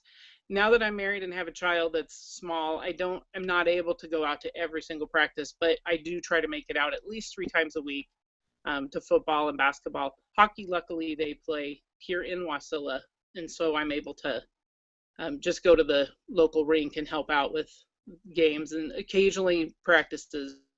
But sometimes they practice ungodly hours of 6 o'clock in the morning or 5:30 in the morning, so sometimes those, and generally hockey, they're doing pretty good. You kind of know their injuries, so it's not too bad. All right. So talk to me just a little bit about injuries that you've seen. As far as, I probably saw more kind of your horrific injuries type of thing, I would say, more on the college level. We saw a dislocated elbow in a wrestling. That one was definitely my freshman year in the athletic training program, and luckily we had a great senior athletic trainer, because the other trainer was actually out of the football, their head trainer was on the football field, so we had to call him in. But that was probably my most kind of wow reality, that holy cow, we got a lot to do. It's not just little twists and turns of ankles. I mean, you have a bone sticking out the back of your elbow, this kid is writhing in pain, and we have to try to stabilize him, call the ambulance, and get them set before they get there. And so, yeah, it was definitely an eye-turner for me to realize we have a lot of responsibility. It's not just the little stuff, even though that's what we see a lot more often. So, and so then when I was a senior trainer, we had a kid slide into second base, and the base didn't give, and so he broke both his tibia and fibula. And so just like that experience, I just remember that kicking in, just that second nature of, what to do, calm them down, get everything started, get the ambulance rolling. So definitely just experience building up through my entire career has really led me, to where I am. Of course, up here in Alaska, we don't always have ambulances right at the scene. So sometimes you could potentially wait 15, 20 minutes for something to show up. So you definitely have to be prepared for kind of that extreme injury type of thing. So, luckily we've been pretty fortunate that we could have, ambulances at least nearby, that we haven't had too many problems.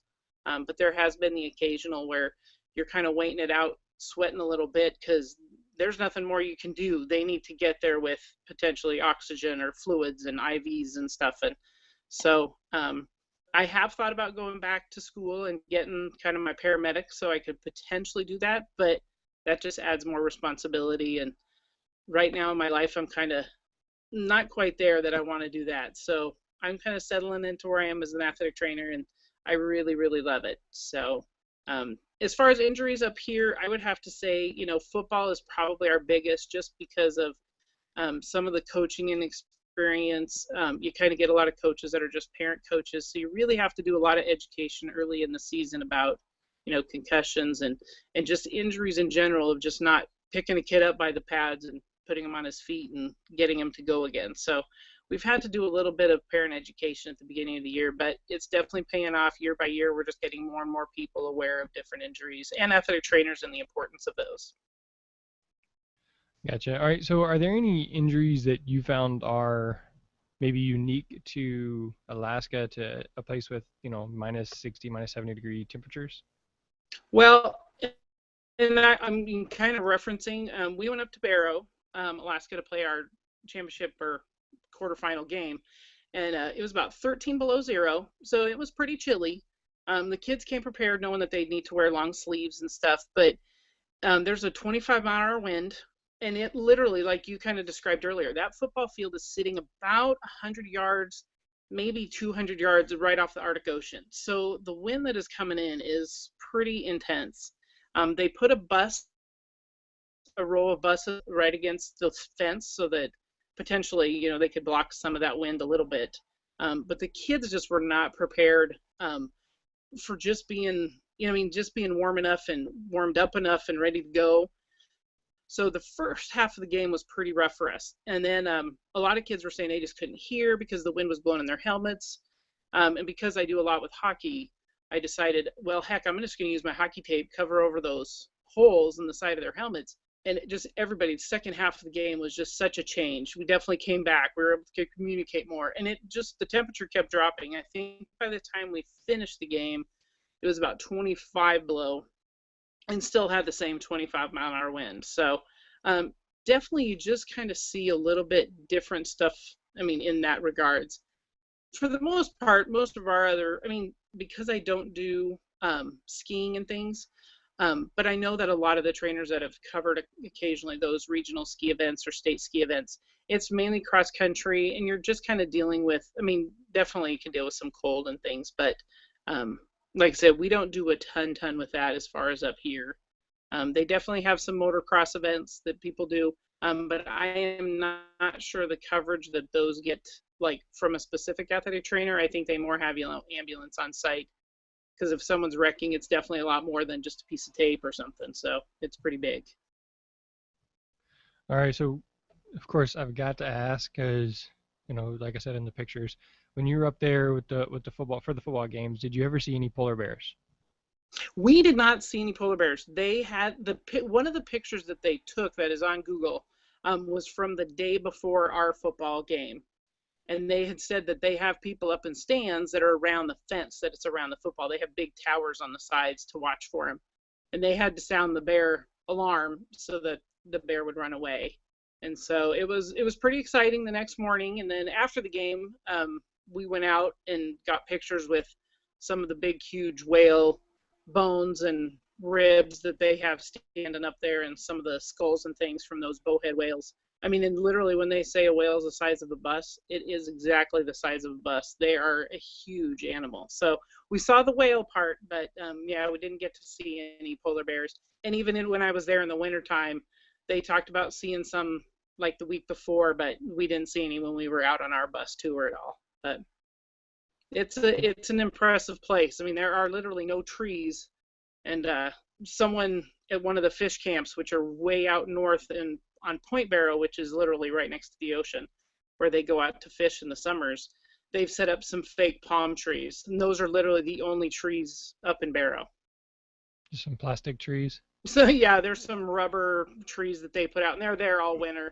They have a big hammock on them. Everybody always takes pictures with them. They're pretty cool. But yeah, it's definitely a different, if you can just literally flat, snowy, it's cold up there. So even in the summer times, their temperatures are not really getting, they might get to 50, but that's about it. But then they have the sunshine literally 24 hours a day up north there. So the sun never literally sets. It just kind of rides along the horizon and then goes back up. So even though the sun's up all day, it's not really a warmth factor. Like I said, it only probably gets up into the maybe mid to low 50s. Very interesting. It's just a completely different world, and again, hopefully one day I can experience it, at least some part of it. So we when we had our playoff game, that was the first or second year, and so they were doing the big ESPN coverage on Barrow, and their program. And so ESPN had come up to be at the football game, and there was two guys from, I want to say Jacksonville, Florida, and they had flown all the way up to Barrow to just watch this football game because they knew it would be kind of a historic thing to watch it up there. So they had flown. There was two guys that came up all the way from there. It was pretty. I mean, it was pretty neat, and they were cheering the kids on. And I think ESPN interviewed them for coming up, but yeah, they kind of had their 10 seconds of fame. But it was interesting to have somebody. I mean, literally last second, they probably paid $2,000 for their tickets. I know my ticket just from Anchorage to Barrow was like $800. And so, yeah, it's. I mean, we're flying within our state for that amount. But it's probably a 3.5 hour flight, so it's about the same distances from Anchorage to Seattle as Anchorage is to Barrow. See, that's crazy. For $800, I could probably get to Hawaii. Yeah. Oh, heck, it doesn't even cost that much for us to fly to Hawaii. So Well, within the state, it's definitely more expensive. All right, so how much time do you think you spend on a plane? Oh gosh, this basketball season we flew to Nome for a basketball tournament, and we flew out to Kotzebue, which are both on like the western shore. And Nome is where the Iditarod finishes. And so we've flown out to there. We've flown to Barrow and Bethel. I've been out to, when I was in high school, we flew to Adak, which is the furthest point in the Aleutian chain. They don't have an Air Force base there anymore. And so that one's not there, but that's probably like a 4-hour flight, 3.5 hour again, out on the Aleutian chain there. So I've done quite a few airline miles for sure flying. Like I said, I've been to Barrow probably 5 or 6 times. I've probably been to Bethel about the same. So we've kind of flown all over the state. And then I know Chris Dean, he likes to agitate me, I guess. I don't know. He posts pictures about how Alaska's like 5 times the size of Texas or something like that. We have some friends in Texas, and yes, we do send T-shirts down to show how teeny tiny you guys are, really. Which is very funny. And because Chris is a great guy. He definitely, I was gonna say, I'm sure he loves doing that to those in Texas. That's for sure. Yeah. So, and you know, we're such a big state compared to the rest of the United States, but then they are 5 times the size of Texas. So. Yeah, exactly. All right. What's your most memorable moment as an athletic trainer? You know, I mean, one of my most memorable moments is doing that Barrow trip. It was amazing. And I will have to say, the people of Barrow and the school and their parent program, I mean, after we were done, they invited us to the big, huge ceremony where they had pulled a whale in on the beach. They had, they're cutting it up, and I mean, they're sharing everything with us. Some stuff you want to eat, some stuff, I mean, the kids said they felt like they were on Fear Factor. But these people are eating, literally every part of that whale gets used. It's pretty impressive. But in that way, the camaraderie of everybody and welcoming everybody. I mean, there was never any, I mean, during the game itself, yeah, it was, team on team. But when it came afterwards and just the welcoming and hospitable and everything, it was amazing. It was it was a really interesting trip. And I think some of it, I mean, there was a little publicity factor there, but I still think that it was, I mean, I've been up there before and it's been the same. They're just an amazing community. Being so far away and everything, they use amazing stuff to just make you feel welcome, and, bus trips all around the town and everything. So, and I've taken ferries to Kodiak. We've flown to Kodiak. I've been to Valdez. I mean, just absolutely beautiful places. But definitely going up there was probably one of my most amazing just trips and just athletic training experiences. And just like you said, trying to overcome the cold. And then at halftime, we went into a bus, and so the kids were getting warm and kind of sweaty. And then we went outside, and people are I said, hey, let's get back outside. Let's get these kids back. We're getting way too warm in this bus. And so, yeah, it just was, trying to think about what's going to happen up there. I had to pack for a lot, that's for sure. I think my bag was a little overweight. I think I probably had a 75-pound athletic training bag going up with me. So yeah, that's definitely unique. Definitely a story that is fun to hear more about. So, all right, Carolyn, tell me a life lesson you have learned. Oh gosh. you know, probably one of my biggest life lessons is treating people the way you know you would want to be treated in a situation. I mean, parents come down and just are panicking over an injury, and just really taking the time and being patient really helps. You know, their just level of comfort, making the the patient or the athlete comfortable.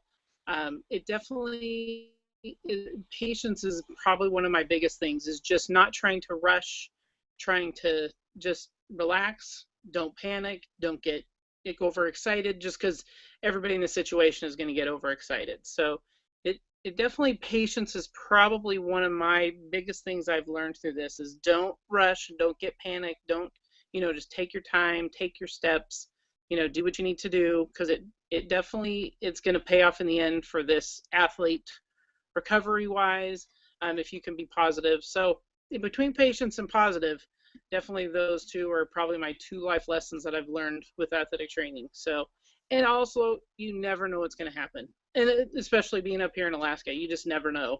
I mean, it can go from, this week was 77 on Tuesday, and then Wednesday was rainy and 42, and so people come to track meets with nothing, and so then you're having to help warm up these kids, and all they have is shorts and a t-shirt, and you're like, yeah, you need more than that at 45, 50 degree weather to keep yourself warm. So you definitely have a lot of with you up here. You need to be prepared for a lot of different things. All right. And to athletic trainers in general, what's some advice you might like to give? Definitely for your, younger kids. I know that it's real different talking with people that have gone through the more education schooling program, where I'm not sure how many hours you guys have to have, like 450, is it, or something about that? I mean, I had like 2,800 hours of athletic training experience before I left college. So definitely for just some of the younger kids coming up, take what advantages you can, as far as if you have an opportunity to work with an NFL program over the summer, or even a little league, try to get a variety of experience at different sports, different levels.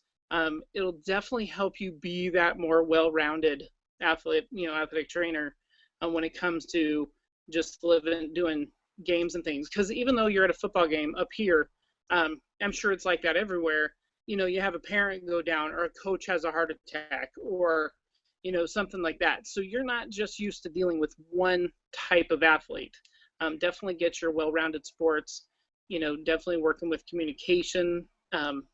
All those things are really, really important with athletic training. For my older constituents, I love that, in Alaska, we have a pretty small group. And so we really all know each other. We bounce stuff off of each other. I mean, Mary Perez and I have lunch probably once a month, and we chat about, what we're covering, what we can do, different options. We share information, paperwork. So we're definitely really, really close-knit group up here, working together.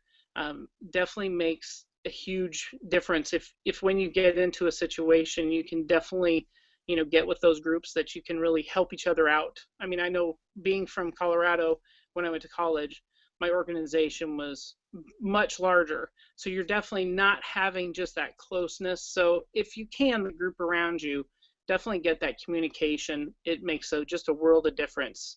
And like I said, for the younger, definitely trying to experience as much as you can while you can, before you're getting that specific job or that different position. All right, so there, being in Alaska, in a place where you have to fly anywhere, how do you get your continuing education? For the most part, I do fly outside to go to different conferences. They are definitely getting better compared to when I started as an athletic trainer up here 20 years ago. Even probably about 5 years ago, they really started to bring up, smaller courses, some day courses that are maybe 6-8 hours. But at least it helps with you not having to fly outside, which is, just like we said, so much more expensive. I'm very fortunate that the people I work for, that's part of my contract with them, is they pay for my continuing ed. So this last time around, it was a little bit more different getting the evidence-based practice credits. So I did use the MedBridge, giving them a little free information there. I use their website and their information, and they were amazing tools to use. And even the PT and the PTA in my conference, even though they didn't get any credit for it, they listened to the classes and things online with me, and it definitely was, I mean, with all of us, it helped. So, I mean, the resources are definitely out there for some information for us to get continuing ed. Online is just so much more now than when I initially started. So, but for myself, I do love live classes more than anything, especially your hands-on things. So if you can make, you know, for us up here, we definitely like to go out to some of those. I know some of the other trainers make a big push to go to the national conference, and that can give you, I mean, for us up here, that can give you up to, I think it's 24 or 30 hours if you go to some of the early stuff. So for me, going outside is my favorite, just because it gets paid for by the boss, and I get to have kind of a free vacation. So it definitely makes it worthwhile. But they're doing more and more getting different classes up here, but definitely online is if you're looking for more of a cost-effective way, you can go online and do quite a bit of stuff. Very good. All right, Carolyn, who are some people that you would like to say thank you to? Oh gosh, when I looked at the questions kind of before, I was thinking about that, and Barry Steele, he's still the head athletic trainer at the University of Idaho. He was amazing, and luckily when Alaska was going through its startup for licensing and we're part of the Northwest Athletic Trainers Association, he came up and I was able to tell him face to face, and he said, oh gosh, I can't be that good. And of course, I mean, we all laugh and stuff, but he truly was the reason I became an athletic trainer. He was he was serious when he needed to be serious. He was funny with the athletes. He had a great camaraderie and respect from them, and I saw that, and I was hoping that I could get that same from, you know, my athletes as well, just at a different level. But he definitely, I mean, he's an amazing athletic trainer. He's an amazing educator. So he was definitely someone I would thank. I would definitely thank the trainer that I had at Western State College. That's Don Mundell, and he was another one. I mean, there was only one athletic trainer at Western, and so as student trainers, you moving up, you had a lot of responsibility, and he really, you know, pushed us to be as best as we could be. And I still have contact with him today. You know, we're still friends. When they had an assistant trainer position, he asked if I would apply for it, which I was completely honored. But you know, with Alaska, it's a little bit more expensive up here. We do make a little bit more money. So when I told him that it would be about a $13,000 pay cut for me to take an assistant athletic training position, and he said, stay up there, don't come down. So, but a great guy, great. I learned so much from him, and still today, when I go back, bounce stuff off of him, talk to him, I still support my college through, you know, different scholarships and things like that I contribute to. So definitely support in the college that I went to, and thank Don so much. So, I mean, of course, I have to thank my family and everything, that they're wonderful. But Dr. Dan Larson, he was my first boss up here when I moved up to Wasilla, and he kind of went with my vision of wanting to help out at the schools, and the two of us kind of took off and helped out as much as we could with Valley Sports, and we now have 3 doctors that help out at 3 of the different high schools, and then myself at 1 high school. So we try to cover as much as we can and give back to our community as much as we can, and I was able to do that and be a part of, you know, the athletic training program up here, mostly because of Dr. Dan. I mean, he pays for, well, now his son has taken over the business. He's since retired, but they still pay for every trip, all my gas. I get per diem. They pay for all my travel, so all my flights, my boat rides. Yeah, they take care of everything. So I've had incredible support from Dr. Dan and Dr. Chris Larson both. So those would be my main shout outs to some incredible men and just a part of this program, and even to all those athletic trainers that have done so much for us as a state. I mean, Lynn and Brenda, Chris, they've all done just amazing stuff, you know, really leadership and leading us into getting our licensing, and so definitely a shout out to those 3 have been a huge part of that. Very good. So Carolyn, if somebody wants to maybe continue a conversation with you or find out more about opportunities up there in Alaska, how are they going to get a hold of you to do that? You can you can definitely email me at work. That's Carolyn. I have two emails, but the easiest one is Carolyn@LarsonChiropractic.com, and Larson is Larson. And then my other one would be, if you want to reach me by phone, you can call me at work, 907-373-7246. And I work at Back in Action Physical Therapy. All right, very good. Carolyn Black, athletic trainer up in, say the name of the city again. The city I live in is Wasilla. It's Wasilla. famous. That's where Sarah Palin lives. That's why most people know Wasilla. But I volunteer at Houston High School out in Big Lake, Alaska. Gotcha. So I remembered Houston High School because I'm in Houston. Exactly. That's why. I mean, it always is funny when we fly and someone will say, "Houston, I've never heard of just Houston High School." I said it's Houston, Alaska. They're like, "Oh, that's why." So yeah, we get that a lot. Very cool. All right. Well, if you want to find out more about Alaska, athletic training in Alaska, you can obviously contact Mary, we've talked to, but Carolyn just gave you her information. So, Carolyn, thanks for being part of the Sports Medicine broadcast, the Listener Spotlight series, where we just get a chance for you to share your story of how you became an athletic trainer and things you've learned. So, Carolyn, thank you for joining us. Appreciate it. All right. Well, have a great day. Thank you. All right. Bye-bye. Bye.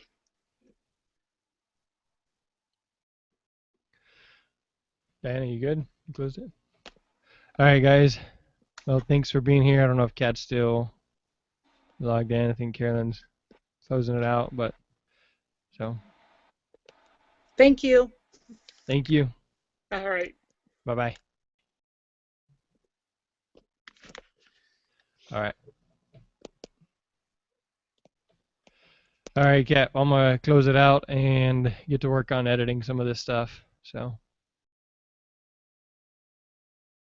I think she's still muted. Can you unmute her?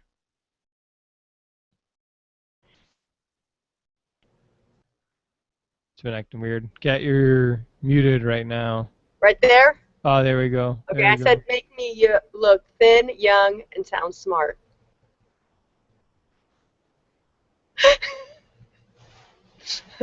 Did you get that? I only heard something about thin, young, smart. So I figured you were talking about me. Yes, you are thin, young, and smart. I said with your editing, you have to make me look thin, young, and sound smart. So go get to work. All right. Well, I only edit the audio part, so it should be easy. All right. I will see you later. All right, Kat. Thanks for being such an involved participant. Have a good one.